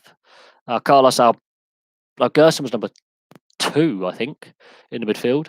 You had Carlos Alberto, the captain. You had Jairzinho on the wing. You had Tostão, Rivellino, the man with the mustache. Yeah, that was an epic mullet mustache combo in the 70s. You had a whole host of just superstar players in 1970, and they were all based in Brazil. All of them were Brazilian based in 1970. That was the best football team ever. And Pele is the one that everyone remembers, and everyone forgets. Gerson's thunderous shot from 35 yards to make it 2-1 and start the Italian meltdown in the second half. But then you look at the Italian team of David Beckham and a few other players in that. Ronaldo, Beckham, fat Ronaldo, the good Ronaldo, the Ronaldo that everyone actually likes. The one who actually is a humble human being off the field, rather than the arrogant, fake-tanned twat that is Cristiano. David Beckham was of an era of players like Luis Figo. You had Figo. You had Nuno Gomes. There you go, another one. You had Raul. You had Guti. Some of the Spaniards. Yeah, I know my stuff. Iker Casillas, I think, is the last one from that generation still going, although he obviously had a heart attack a couple weeks back. So I think his playing days are done. I think Iker Casillas is the last one from that generation, from the 2002 World Cup. He was still playing at the beginning of the season. But no, I can look at some of the stars of the 90s, and that's when the wages started getting big. And then you look at the 2000s, and then they get out of control completely. And yeah, Beckham is part of that, but you have to look at some of the other players who his contemporaries were, and then you see where the problems lie. It's not just David Beckham. There's some of the superstar players of the 90s and the 2000s helped drive the stupid wage growth we have now. And I think football now is not as good as what it was 25, 30 years ago. I think the peak of footballing skill was the 80s. I think the 80s and into the 90s was the peak of footballing skill. 2000s had a push. I think football is not as good quality now as it was 20 years ago. And that's my personal opinion. I honestly believe football was at its best. You just have to look at the footage, I would say, in the 80s and 90s and maybe the 2000s. So your Hernan Crespos, your Batistutas. You didn't just have Messi in for Argentina. You had a whole team of superstars like Riquelme. You had Batistuta in the late 90s. You had Hernan Crespo from the 90s to the 2000s. You had Riquelme, I think, was the best Argentine midfielder of all time. Completely underrated player. And now it's just Messi and his little ego being stroked, and he can't do it for Argentina, but he can do it for Barcelona. Tells you everything you need to know, really. No, Riquelme was possibly the best Argentinian midfielder not to win the World Cup.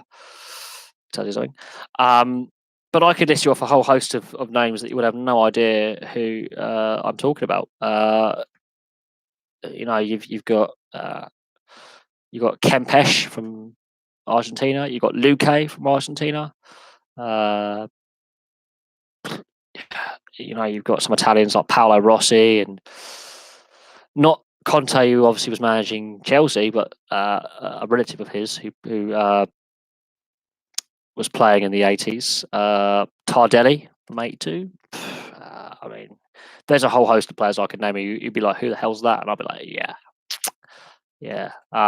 Class transcends generations. But no, I love my footballing history, but I do think the sport does have problems. I don't think it is as good as what it was when Roger Miller was playing for Cameroon, or JJ Okocha and Carney broke onto the scene in '94. I do think football is not as good quality. It's entertaining, sure, but it's not as good quality. I think the quality was better 20, 30 years ago when I was a kid, not now. But that's my personal opinion. I mean, in my lifetime, I've seen the sport change beyond recognition to just pure, unadulterated greed by players and clubs, and the greed is killing the game. But it's my personal opinion.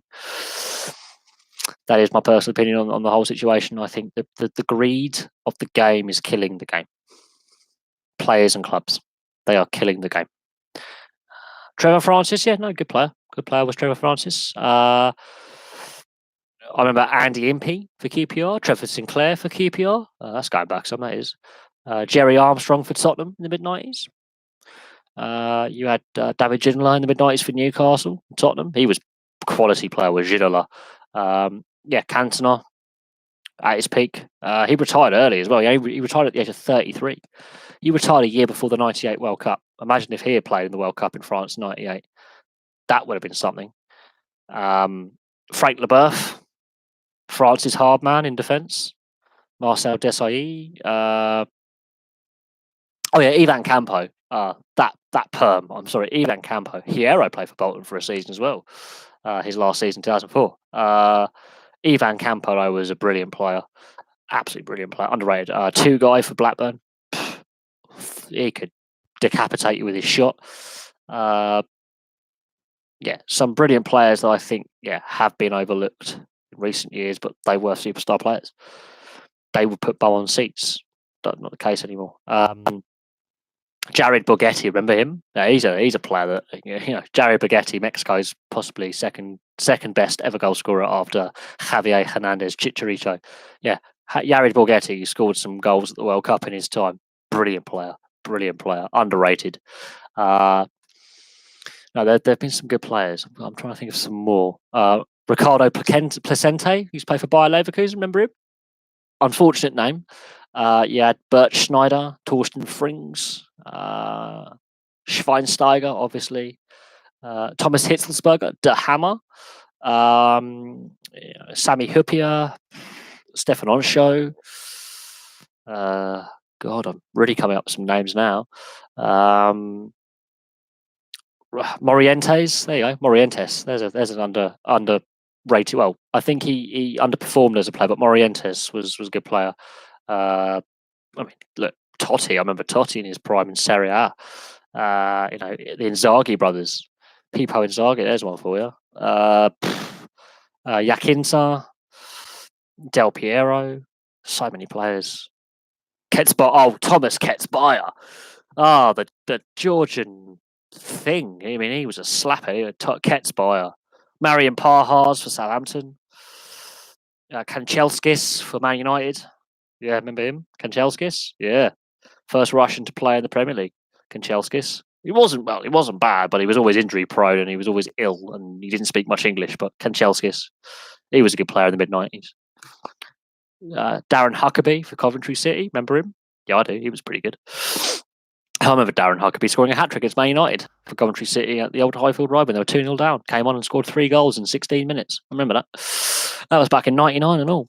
Yeah, Thomas Ketzbayer. How can anyone forget Thomas Ketzbayer? Fernando Esprilla. Nikos Dabizas. Nobby Solano. Taibbi, yeah, Massimo Taibbi. He was shocking. Here's a little tidbit. Can you name the 2 Italian World Cup winners who played for Everton? Name me the 2 Italian World Cup winners from 2006 who played for Everton. You're going to be surprised. The 2 World Cup winners play for Everton. Italian, 2006. Okay, I'm going to give you the answer. The 2 Italian World Cup winners who played for Everton were Gattuso and Marco Materazzi. Ivan Gattuso and Marco Materazzi both played for Everton and in their careers for brief spells. There you go. That's a little one for you. You have Maniche, who played for Chelsea, or Maniche, as you would say in Italian, which means sleeves. Yeah, Gattuso and Materazzi both played for Everton. There you go. Pedro Mendes, there's another one, ex of Rangers, so you would know him. What else have you got? Other obscure. Thomas Repka of West Ham, the most red cards in Premier League history. Thomas Repka, there you go. He's still going for Slavia Prague, I believe, or he was. Thomas Repka. Oh yeah, he was a hard man. He was a scary hard man. Thomas Repka. Carlo Nash of Man City, goalkeeper, recently retired. God, there's some interesting names. I've got to think now of some really obscure. Andre Arshavin for Arsenal, debut against Liverpool, scores 4 goals and a 4-4 draw. There you go. There's an obscure one. I'm trying to think now. Frank Riera was his name, or was it Riera, Spaniard?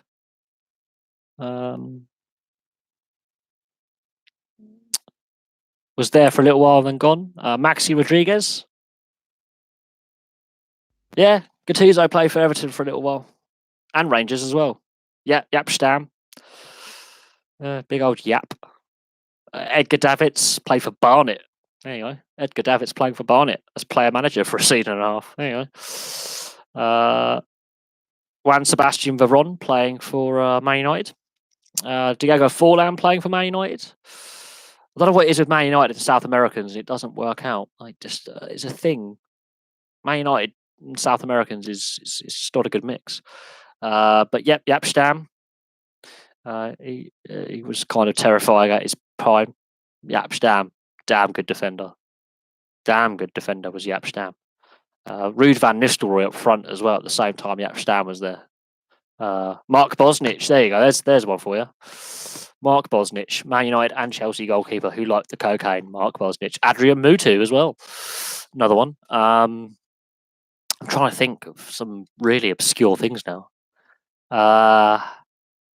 Dino Baggio played for Blackburn for a little while, and Ambrosino played for Blackburn as well one season. We don't want to remember that ever.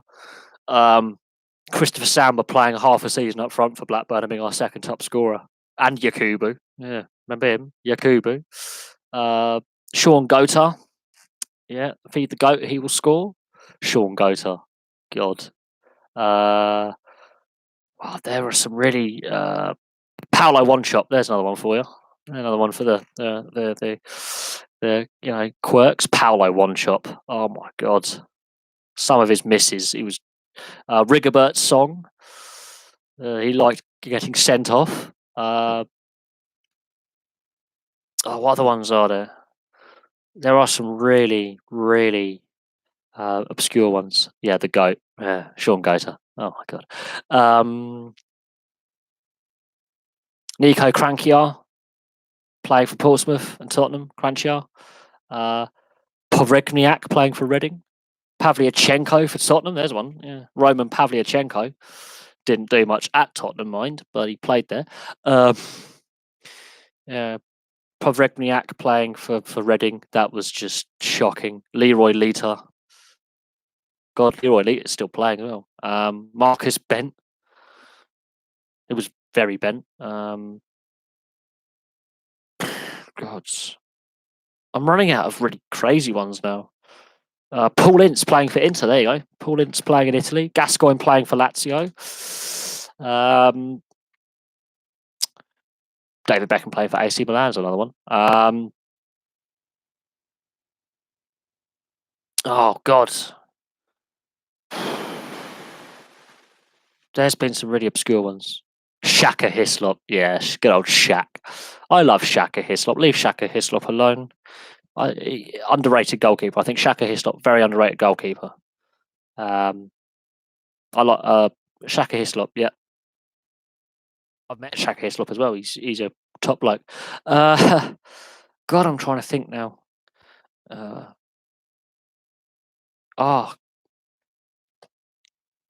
God, there's so many like random players I could remember from my youth.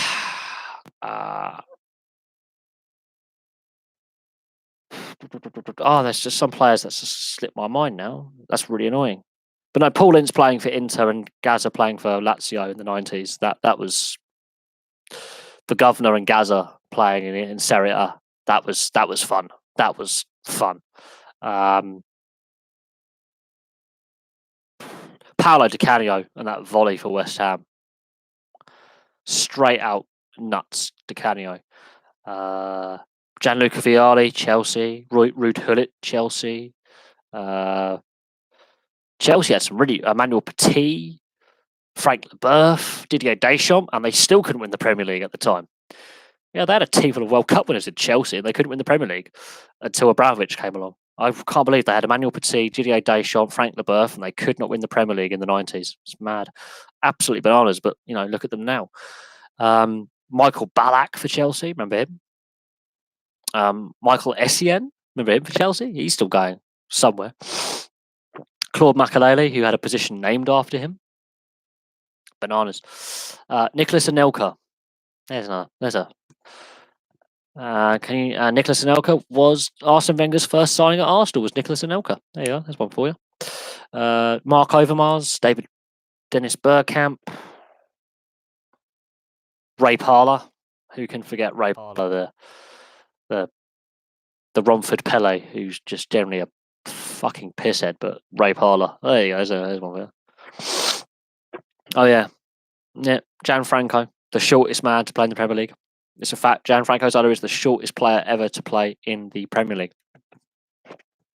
And Gianluca, you had the Italians. Roberto Di Matteo, the quickest goal in the FA Cup final against Middlesbrough. Juninho, the Brazilian magician from Middlesbrough. Gary Pallister. Oh God, now we're really. There is some bananas stuff. I have so much knowledge of random footballing facts. It's. I've got to stop now before I really get. Tim Flowers. What an underrated goalkeeper. Underrated goalkeeper, Tim Flowers. Nigel Martin, I remember him. Jimmy Floyd when he was at Leeds before he went to Chelsea and they corrupted him. Good old Haas. Massimo Macaroni, remember him? Massimo Macaroni, the crazy Thomas. I can't believe you mentioned Ketz-Bayer though. I mean, that's taken me back 23 years. Thomas Ketz-Bayer. Unbelievable that actually came up. Thomas Ketz-Bayer. And yeah, Massimo Taibbi getting nutmegged. That was just brilliant. That was poetry. I can actually name quite a few Italian goalkeepers actually of the 90s and 2000s. It was. I'm just gonna stop now with my footballing encyclopedic knowledge. It's getting to the point now where I need to get out more. But no, they're Juninho was definitely underrated. But then again, you've got players like Leonardo as well, who were his contemporaries in the Brazil kind of era in midfield. Leonardo, AC Milan legend, love the guy. Costa Curta, sorry, what was his name? Was a defender. You had Maldini, Nesta, Ambrosini. Here's another one for you. I could go on all night. I really don't want to because I could could name my like an all-time squad, let alone an all-time 11 here. I mean, there's some of the players I could. The fact I remember Kanchelskis of Man United from '95, I think he signed for them because he was signed because Cantona was banned. So I know that one. And the fact that Ray Parlour came up, bananas really, and Marco Materazzi. I mean, really, yeah, that was a thing. I mean, the interesting thing is Zinedine Zidane's best years were at Juventus in the early 90s. And there's one player. Now, can you name me a player who played for AC Milan and Manchester City? AC Milan and Manchester City. Bear in mind, Manchester City's away colours were the home colours for AC Milan at the time he played for both clubs. He is now president of Liberia. George Weah. Yes, George Weah. Africa's greatest ever player. George Weah. Absolutely brilliant for AC Milan. I remember him scoring the solo goal against Chievo Verona, where he picks up the ball on the edge of the box in the San Siro and runs through the Chievo team and scores a brilliant goal at the other end. George Weah, brilliant player. Karel Poborský. I remember watching him at his peak. And yeah, Poborský was Davor Suker. Karel Poborský and Davor Suker in Euro 96. That was a brilliant combination. Absolutely brilliant combination. Karel Poborský. That takes me back 23 years, ironically. But Thomas Ketsbayer, that's an acquired bit of knowledge with a bit of Nobby Solano and Nico Dabizas. Oh yeah, some of Newcastle's greatest ever players who never won a trophy. Thomas Ketsbayer, that is an obscure piece of knowledge. But there's been some really random players to play in the Premier League who've not actually had the success in the Premier League that they had in other leagues. Which player who's playing for Celtic? We're talking about Thomas Ketsbayer or Karel Poborský? Because, or is it George Weah? No, George Weah. Yeah, no, his son does play for Celtic. I suppose it's the youth system of the league that he's playing in. I mean, George Weah, when he was at his best, was playing in Serie A, which was the best league in the world at the time, and playing against the best players. No offense to Celtic, they're not playing in the best league in the world, and they're not playing against the best players. That's why I say the quality of football now is not as good as what it was when George Weah and Karel Poborský and Thomas Ketsbayer were playing, and Marian Pajas and all that lot. These were superstar players who played for average sides, but they were superstars. And this is what I mean. I mean, Karel Poborský didn't have the best spell in English football, but he was one of the best players in the world at the time he played. Diego Forlan, look at what he's won as a player. Didn't really work for him at Man United with what we know he can do as a player. Andres Kanchelskis, yes, that's how you say his name. Andrei Kanchelskis, one of the best Russian players of all time, of the modern era. Never really got on well at Man United because he was a short-term fix for Eric Cantona being suspended. I do think the quality of football and I think the overcoaching of players as well. I think we've lost a little bit the flair and the ingenuity that players had. I think they're being overcoached. They're being overcoached, so that the flair side and the carefree side and some of the unique skill is being lost to the game because it's been coached. It's all coached now. It's coach. I think sometimes you've got to coach defense and set plays, absolutely, but attack, let the players just play. That's my belief. But there you go.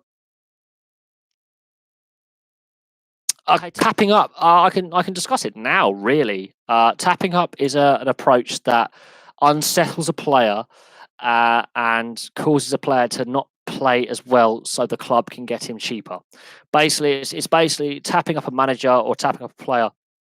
It's making an approach which is against whatever rules a league puts in place. How an agent represents a player. An agent will represent a whole host of players, and not just football, but a variety of sports. And the transparency is lacking somewhat when it comes to agencies. And you just got to look at other leagues like the NHL. It's now free agency where The players are classed as free agents or unrestricted or restricted. And that means their contracts are coming to an end and they haven't decided to renew with the team they have been playing with.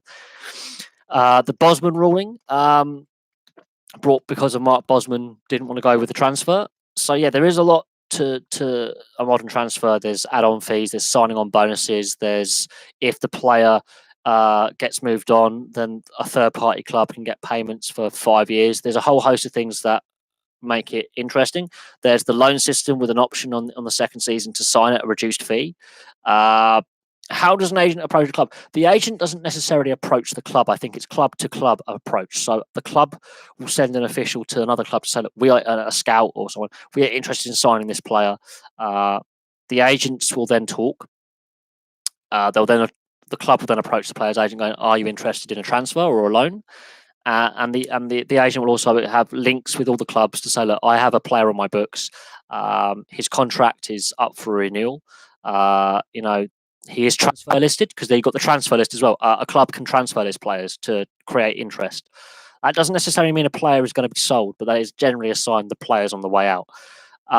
It's very murky and not transparent. I'm basically, from the knowledge I have gained over the years, the transfer, very similar to a trade in North American sports. Teams will basically put feelers out, saying this player is available. We are negotiating with this player for an extension of contract, but if those negotiations aren't fruitful, he is available. We allow his agent to put out feelers to other teams so that he is available.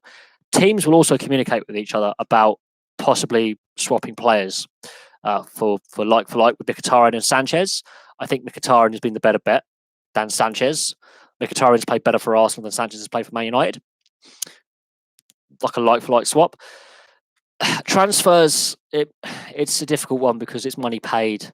And I think the transfer system is flawed. I think transfer fees and stuff, there's a lot that we don't know. It's not, when they say an undisclosed fee, the club doesn't have to advertise how much the transfer is worth. Plus, with add-ons, which are really complicated, it's like Neymar's transfer base value was actually less than the overall with add-ons like signing on bonus and league winners bonus. If you won the league, the transfer becomes more.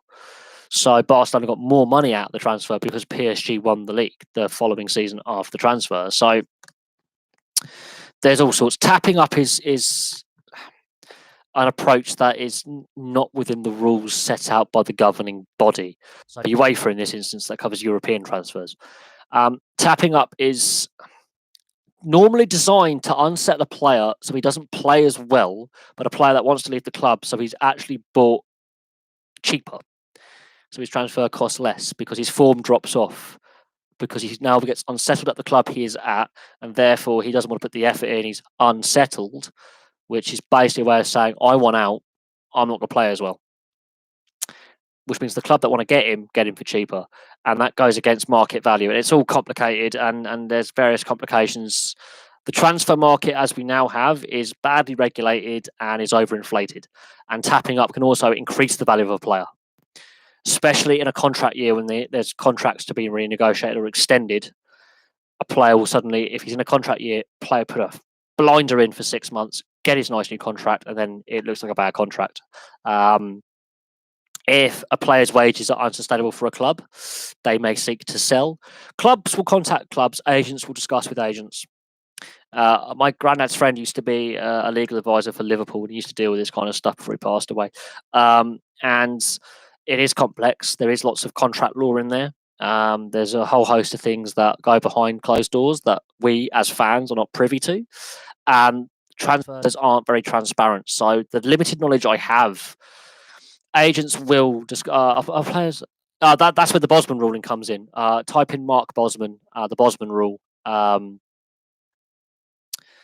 That does have an impact. That's how players get frozen out of team plans. So if you look at Danny Drinkwater, he hasn't really featured for Chelsea since he signed. He's become a benchwarmer. His career's really stalled. Are players ever sold against their will? that's where the Bosman ruling comes in. Mark Bosman did not want to be transferred to the club he was transferred to and refused to play, and he got out of his contract.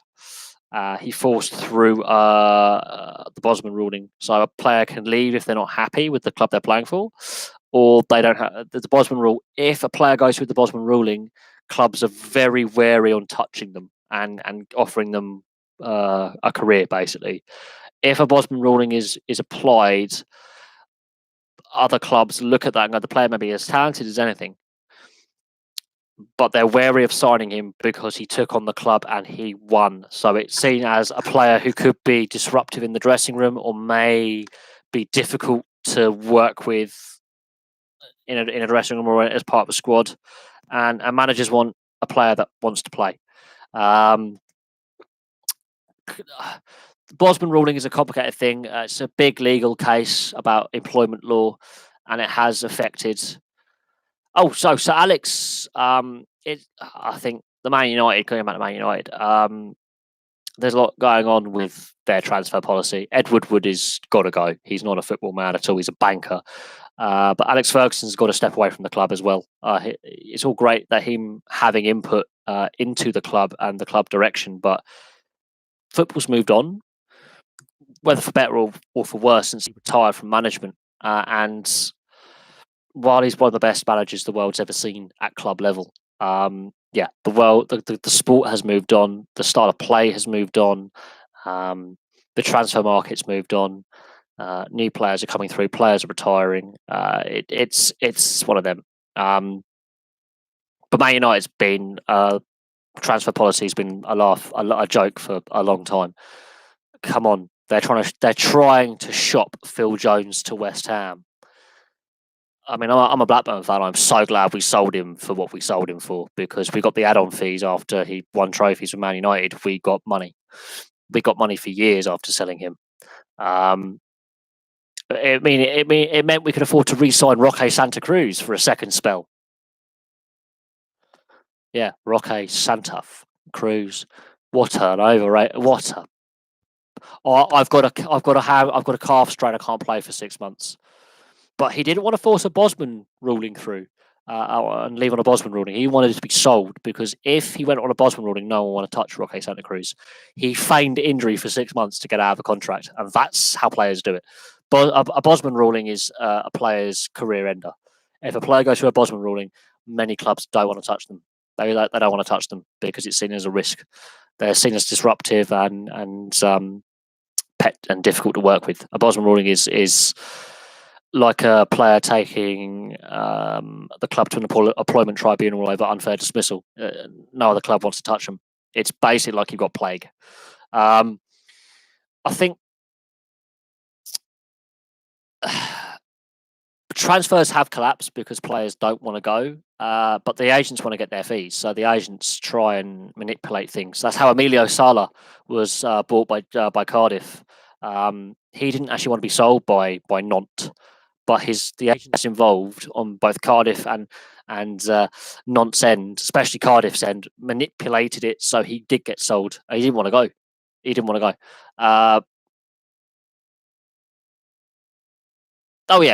Roque Santa Cruz claimed he was injured for 6 months when he wasn't. He said, I've got a calf strain. You do not have a calf strain for 6 months. That is a player not wanting to play.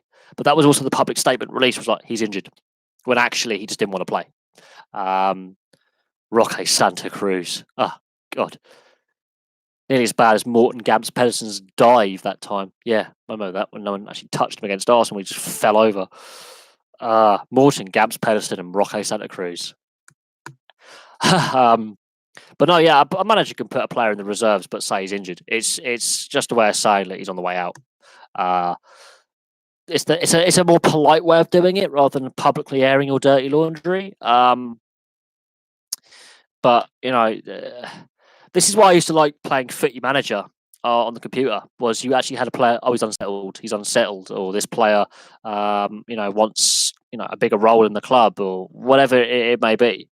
And yeah, you have to balance, various things. Roque Santa Cruz, in his first spell, Blackburn was really, really good. His second spell, I have a calf strain. He was not very good. I don't know how to describe Roque Santa Cruz apart from he was a pain in the arse. And in his second spell, it was just, why is he here? He is not good enough at all. But I don't think that's necessarily true. I don't think that's necessarily true. Personally, I think I don't know where you heard that, but you want to win. Players want to play. That's the point of being a professional football player. Why would you want to be a professional football player if you're not doing what your profession is trained? You would be frustrated. There are players who refuse to play to get their way, who are massive egos, and this is why professional sports you couldn't do that. Oh look, this is Talk Sport. Dunn and Duff, Damien Duff and David Dunn. David Dunn would have one of England's most underrated midfielders alongside Matt Le Tissier. But his fitness did him. His knees were shot. His knees were terrible by the time he retired. I don't trust. Talksport is owned by Sky, so that tells you all you need to know about Talksport. And there's a reason why their listenership is dropped from its peak. It's not as relevant now as what it was 5-10 years ago. It's gone down in market share of radio. Talksport is just drivel. It's drivel. Some of their live coverage is good, but their actual talk shows where they have the panel of let's say football or rugby union, rugby league, or whatever sport they're discussing, it's just crap. It's like the Fox News version of sports debate. It's really shit. It is clickbait. It is really. It's worse than Soccer Saturday or Soccer Sunday on Sky. It is absolutely shocking journalism and shocking punditry. I don't think that is the.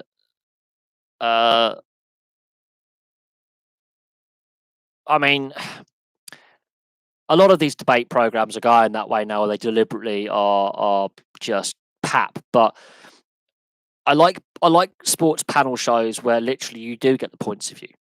I don't think the UK players always want to play. I mean, Sinclair, who's now at Celtic, when he was at Man City, he was getting paid $7 million a year to sit on a bench. I do think players are just there for the money. Does have an impact on players. I think there is too much money in the game. You can be a really average player and earn really good money by doing not a lot. Danny Drinkwater, there you go. He's paid to sit on a bench. I haven't listened to Talksport in a while. I might give it a listen after the football's finished this evening or over the weekend when I'm not at work, because obviously I work I start work really early in the morning and I finish latest 2-3 o'clock. But I start work, 6 o'clock. I've got to leave the work yard and go out on the bin round. So I'm leaving. I'm awake. I'm up for work at 4:30, 5 o'clock in the morning, and I'm out the door at 20 past 5. I'm on the way to work. So I'm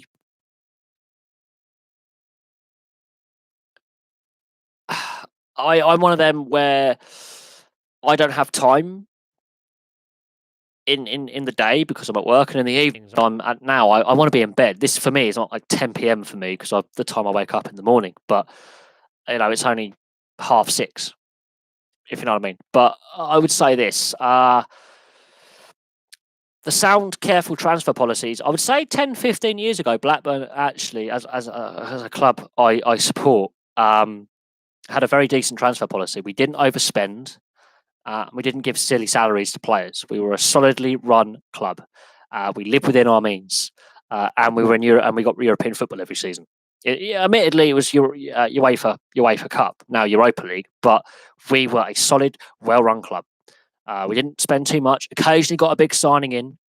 Occasionally a player went out for big money. Alan Shearer, Damien Duff. Santa Cruz coming in. Okay, not the best player we signed. Morgan Gams Pedersen, I think, was one of the best players we signed, personally. David Bentley, another one.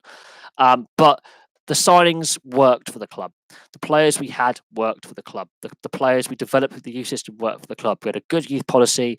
Damien Duff, there you go. David Dunn. James Beattie, there's another one for you. James Beattie. Matty Jansen, there you go. We had a good local youth policy where we looked at local youth in Lancashire, developed them, took them into the first team, and if they were good enough to stay with the first team, they did, and if they were really good, they were regulars, and if they were really sought after, they moved on, which was unfortunate, but it was the way it was. And we got regular European football in our spell in the Premier League. And if we narrowly missed out, we narrowly missed out. But we were a solid, well-run club. Venky's come along, it went to shit. But that's another thing. That was a good sound transfer policy. Risky transfer policies. I think Chelsea have got a poor transfer policy.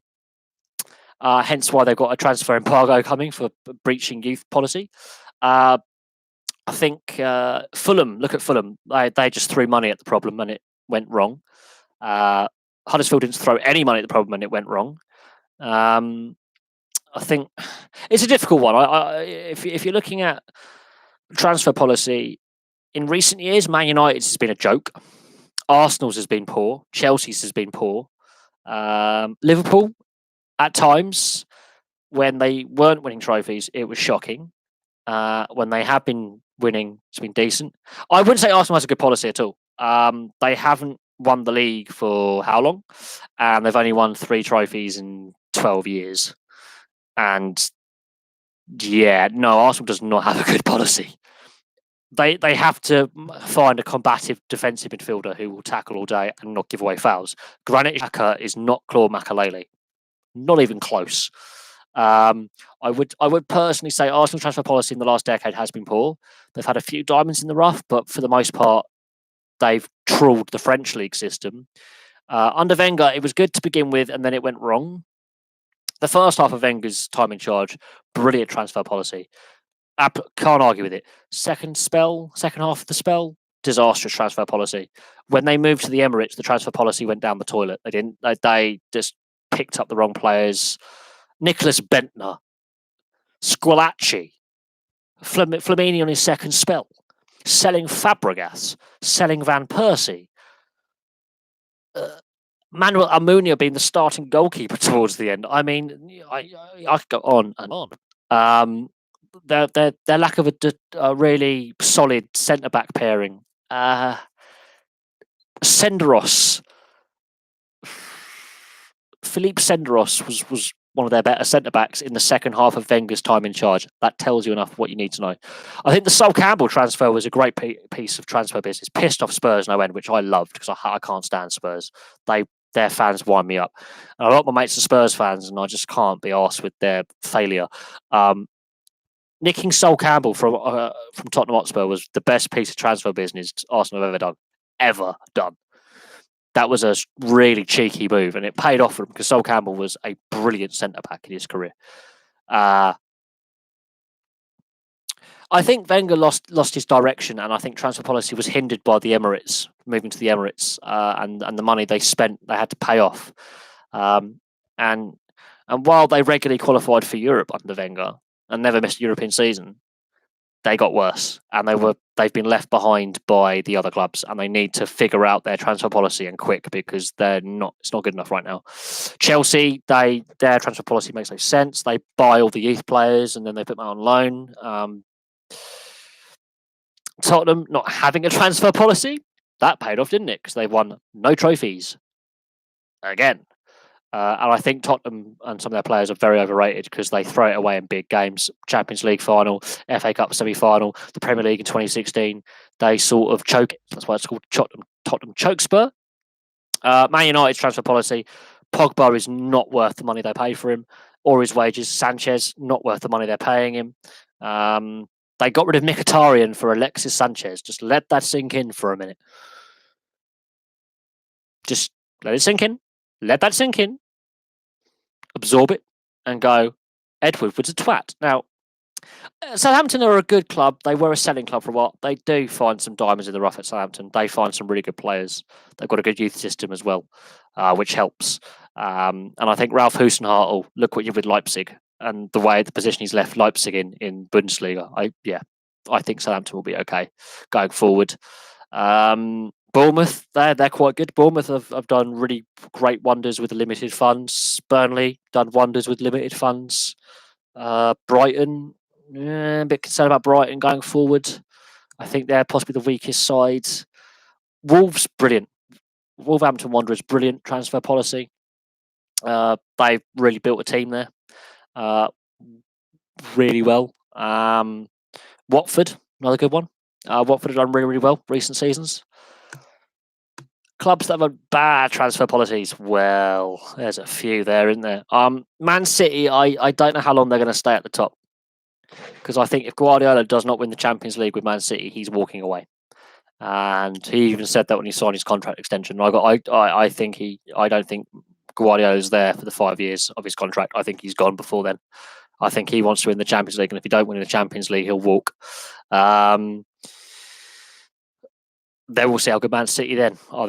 Man City have had a checkered transfer policy because they've got a good youth system. Not enough of their youth players are playing in that team, which surprises me with Guardiola, because look at the youth he promoted at Barcelona and Bayern Munich. He's not promoting it at Man City.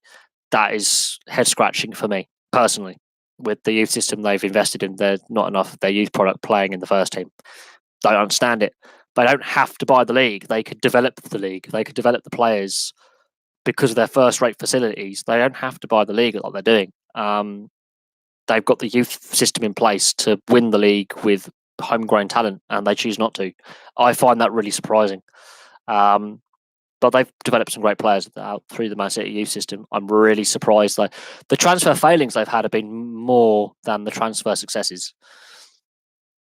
They've had more failures than success in the transfer market under Sheikh Mansour. Just putting it out there. I would say Man City have got a history in the transfer market. It's win now or not win. But look, I mean, talking about transfer policy, we're just discussing English football. We haven't even got onto the European stuff. I think the transfer market's overinflated, so clubs are overpaying for talent. It's very hard to find a bargain these days because your mid-table clubs in the European leagues can now see a massive profit waiting for them. They can make a lot of money off one player, and it overinflates the transfer market. So the transfer market is skewed, massively out of control, and a lot of clubs, top clubs, are actually struggling financially as well as average clubs. Clubs are struggling to keep hold of their players or to afford to improve their squad to compete with the better teams. So teams are overspending money. It's not just a UK thing; it's a Europe-wide thing. But no, if you've got a good youth system, you don't need to spend money in the transfer market massively. You could occasionally splash out on a big signing, but if you've got a solid youth system, you can develop a team cheaper. And I'm really surprised that clubs are not doing that more, with relying on their youth systems and reducing their outlay spend and promoting the youth. I'm really surprised. Really surprised. I mean, Man United bought Phil Jones off us, so aren't we laughing now? We're not laughing now because we're not in the Premier League anymore, but we sold Man United Phil Jones for pennies. And what they're asking for him, they're not going to get it. They're asking between 35 and 45 million for Phil Jones. I'm not sure if Arsenal still have a good wage policy, because look where they are in the league compared to where they were 15 years ago. They are not in the same position. I think they declined, much like Man United. 15 years ago, they were the clubs fighting for the Premier League. Now they're not the clubs fighting for the Premier League. And because their fans got so used to success and being consistently in the Champions League and consistently winning trophies, to now not consistently winning trophies, they don't like it. But a lot of their fans forget the good, the bad times before they were good. This is what Man City fans will realise very quickly, is a lot of them are plastic fans that weren't fans of the club when they were at Main Road. And I'm not talking about the kids, I'm talking about adults who are just glory hunters. Yeah, bandwagon fans, as I call them. They will disappear as soon as Man City don't win stuff. Yeah. I don't know how sustainable Man City's dominance is going to be because financial fair play rules. And they claim they've done nothing wrong and it's a racist policy. Nah. They're trying to do PSG. They've done AC Milan. AC Milan have been kicked out of Europe for a season. So financial fair play, UEFA realise they've screwed up the system and they're now picking on clubs that they know are regular breaches of it. Doesn't matter if you're a AC Milan, you've won a hatful of European trophies, or you know, a newly rich club like PSG who can't win the Champions League, or Man City who can't have success in the Champions League. They're getting found out. The UEFA have realised we fucked up with financial fair play. We might be seen to do something about it, because they've admitted Infantino was in charge of UEFA, now he's gone to FIFA, and what's his name? The guy in Serafin, who's in charge of UEFA, has just come out and said, yeah, no, financial fair play is a joke. It's not a system that works. We fouled this up. But we're going to introduce a new European Cup competition that no one wants, by the way, and make loads of money off the TV rights. But financial fair play doesn't work, by the way. So UEFA are giving us one thing, like saying, yeah, we're going to crack down on this, and then causing it to happen more with the other hand. It just makes no sense. None. But that's football governance for you. They're all corrupt. We know this. Look at Platini. He's been arrested and questioned over the Qatar bid. So there you go. But no, we've discussed football to death. I mean, I might have to listen to TalkSport. I think TalkSport has gone downhill. It's more clickbait journalism. It's tacky journalism, to be honest. I like sports discussion. I like debating the issues and saying, look, the transfer market is wrong. Players' wages, they're out of control. Fans are being priced out with ticket prices, and we are. And I don't know how long and how sustainable the current model is. Oh no, it's not the answer. Bring back the Cup Winners' Cup if you must. But even that's been devalued because the domestic cup has been devalued because that was taken away, and now we just give those spaces that would have been the Cup Winners' Cup for the League Cups and FA Cups, for example. We give extra Europa and Champions League places to cup winners and finalists. No, the Cup Winners' Cup was a brilliant trophy in Europe. I used to love watching that on the TV. They took that away 20 years ago. And now they're like, we'll bring back a similar competition, but no, that's not the answer. The Cup Winners' Cup was brilliant knockout football. Every cup winner in Europe it was like the FA Cup. You're in or you're out. You either you were in or you were out. As in, you won the game or you lost the game. It was a brilliant knockout cup competition. UEFA took it away. Worst decision they've made because it devalued the domestic cup competitions, which they, by the way, want to devalue further post 2021. They want to interfere in the domestic cup competitions of the various leagues, and I think that's a step too far. I think football is slightly killing itself because the governance of the game is not right. And when you have UEFA general meetings of all the leagues that UEFA cover saying the big five leagues are killing the rest of the sport on the continent, and clubs and leagues will go out of business within the next 5 years if you don't do something, shows that the greed is killing the game. The greed and the player demands. The players are now more powerful than the clubs, and the players seem to be more powerful than the governing bodies because they're the ones driving the game now, rather than the governing bodies saying that this is what's sustainable, this is what we want. The players are running the show now, and it's not sustainable. It cannot be sustainable. It will not be sustainable. The bubble will burst at some point because the global economy is on the verge of yet another recession. This cannot continue. I'm bringing economics into it now. It cannot continue. The global economy is slowing down because China and India are slowing down. If one of those countries hits a recession, China's not had a recession since the takeover of the Communist Party, by the way, especially with the what's the policy called? There's an economic policy that China has. It's communist capitalism combined. I forget what it's called, but if China hits recession, the world economy crashes completely. And the Chinese economy is slowing, and that would cause catastrophic effects for the global economy. India is slowing economically wise. If India or China hit recession, we're in trouble. Oh yeah, no, the Cup Winners' Cup was brilliant because it gave those smaller European clubs a big foothold on the European stage, and a lot of them really impressed. I think, UEFA are missing a trick there because they've devalued the domestic cup competitions now. Whereas before they actually meant something because you got European football and you could win a European trophy and bring further success to your club and put your club on the map, and then investment would come in. Now it's you win your domestic cup, you don't necessarily get that European space. But it is what it is. I mean, look, we've discussed historical stuff. Some of it's been kind of fun, like naming some of the players who've played in the Premier League, who have really little tidbits of information.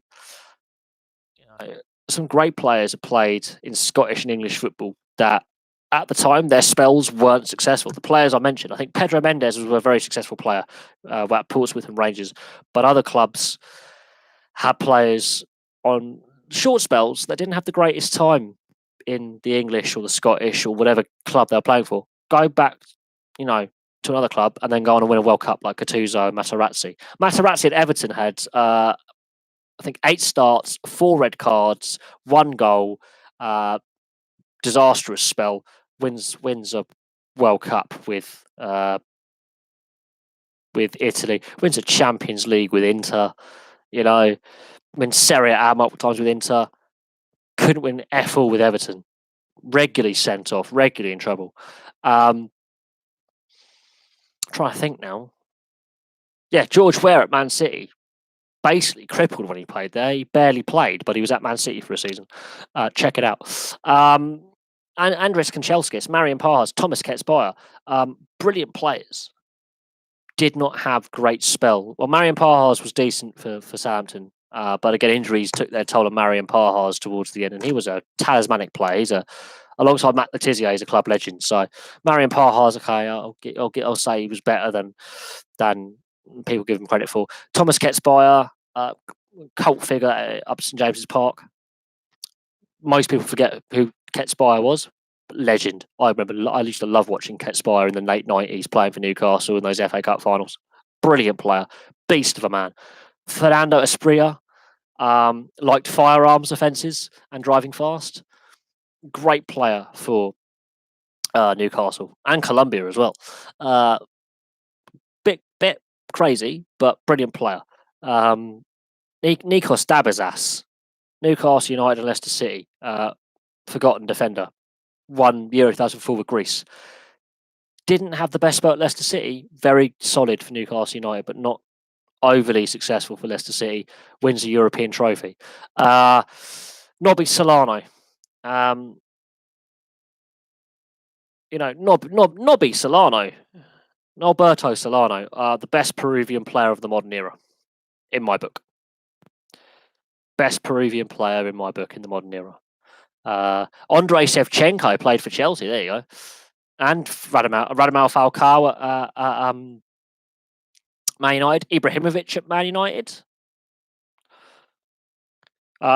Henrik Larsson at Man United. There you go. There's one for you. Yeah, I'm really coming up with them now. I'm really really coming up with some good ones now. I feel kind of morally superior. But no, there's been some great players who've had cameo appearances for clubs. Henrik Larsson for Man United towards the end of his career. Dimitar, there is one for it. Dimitar Berbatov could barely run. The laziest centre forward, but some of the goals he would score was just nonchalance.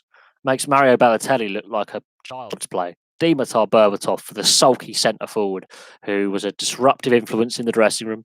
Mido, there's another one. Egyptian international Mido, played for Tottenham for a while. Infuriating player.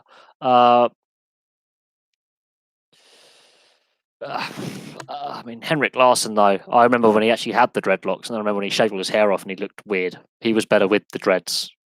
Yeah. Thomas Carew for Aston Villa. Norway's most expensive player.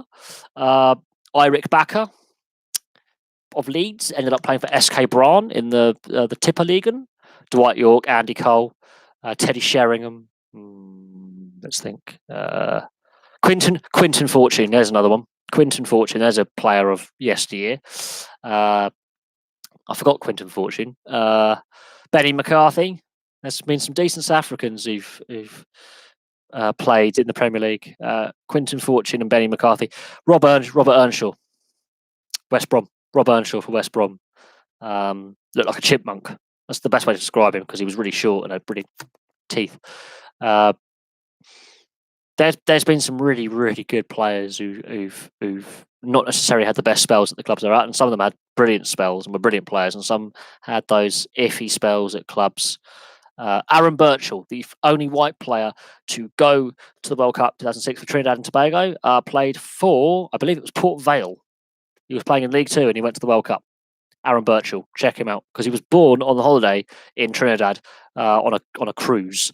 His parents were on holiday and he was born, and that's how he gets to play for Trinidad and Tobago. Aaron Birchall, check him out. He was, he was good. I mean, I think he burst on the scene at Celta Vigo in the mid to late 90s, and coming out of apartheid South Africa, that was something to do with, alongside Quinton Fortune at Man United, that was something to do when those players burst on the scene in the mid to late 90s after apartheid. That was a boost for South African football, and then it sort of went wrong for South African football until the World Cup in 2010. It sort of fizzed out, but they were good players. Very good players. But I mean, look, some of the players we've discussed, most people won't even realise. Nice, really cool trivia. Adrian Mutu at Chelsea, Jose Antonio Reyes at Arsenal, the late Jose Antonio Reyes at Arsenal. Bit of didn't fully work out from Arsenal. Mutu did not work out at Chelsea either. That was the first signing of the Abramovich era. Was Adrian Mutu. He was the first player signed on Roman Abramovich. Was Adrian Mutu. Ah, God, Adrian Mutu. How much cocaine did he put up his schnozzle, and how many prostitutes did he have it away with? Adrian Mutu, the Romanian Diego Maradona without the success. There you go. That's the best way to describe Adrian Mutu. Dan Petrescu, there's another one. Dan Petrescu dyed his hair blonde in the World Cup in 94 or 98. Or the Romanian team all dyed their hair neon jet blonde for team bonding. No, I think someone did it for a dare. Jose Antonio Reyes. First signing after the Invincibles season. That was the signing after the Invincibles. That was the season after the Invincibles. That was Reyes was the first signing after they did the Invincibles season. I know all this random crap, but Adrian Mutu was the first signing for Abramovich at Chelsea. Adrian Mutu, Emre for Newcastle, and Inter. Remember him? Bit of a racist. Talbot, oh God, geez, now we're getting some really Tybo West. Now we're getting some really obscure players now.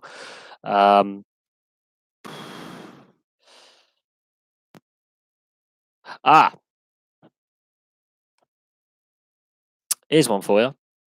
He's currently commentating at the Women's World Cup. Narrow it down. Used to play for Cambridge United. Also for Coventry City. But also, briefly, for Manchester United. Can you name him? 4 caps for England. Did not go to World Cup 98, which he was very disappointed about because he was England's top goal scorer that season alongside Chris Sutton. Dion Dublin. There you go. There's one for you. Marcus Stewart, there's another one. Used to play for Ipswich, ended his career at Yeovil. Marcus Stewart, he was a brilliant player in his day. You had Phillips and Niall Quinn at Sunderland. Some really good players, actually. I could be here all day. I think I'm going to stop now before I'm here all day. But Rockenbach at Middlesbrough. Fabio Rockenbach. Middlesbrough with the big schnozzle and the headband. Bolo Zenden, there's one. Mendieta. I remember when Mendieta went to Middlesbrough. How about that? Gazikia Mendieta went to Middlesbrough. No, he didn't. He finished his career at Norwich City. Did Dion Dublin. Did not finish at Celtic. He went to Norwich City and he retired in 2009, I believe. Retired 10 years ago at the age of 39. I was really up on Dion Dublin over on Monday. Mendieta and Bolo Zenden. There's 2 players for you. Both play for Middlesbrough. Massimo Macaroni. He was that. What a name. Massimo Macaroni. Stelios Giannakopoulos. Play for Bolton. There's another one. God. There's been some really interesting players who over the years have played for various clubs in this country, and they have some really interesting backstories. But for now, I'm going to say goodbye for now. A lot of random trivia, a lot of fun discussion, and while we didn't discuss every sport that I thought we would discuss, I was kind of happy to have a rugby league and rugby union based question where I could describe the differences between the two sports and get someone into it. I believe he did go to Celtic for a little while, but he ended up he finished his career at Norwich City. And I think he went back to Cambridge United for a lengthy spell as well, towards the end of his career. But he definitely did not finish at Celtic. I think it was Norwich City he played his last game. Before he went there, he was at Cambridge again for a while, I believe. Oh, good old Dion Dublin. Started his career as a centre-back and then got moved to centre-forward and then finished his career at centre-back. So there's one for you. As a youth player at Norwich, he was a centre-back, and Cambridge saw him more as a centre-forward because he was very good aerially, and he actually was very good with his feet and had a fair bit of strength and pace to him. So they saw that he was very good with his finishing technique, and he was very mobile for his size, and they moved him up front. Yes, I don't know if I'm going to be watching the England or Scotland game yet. It depends on what my family want to do. If I can get hold of the TV, I'm watching the England game. If I can't get hold of the TV, I'm watching the Scotland game on the old BBC iPlayer, BBC website.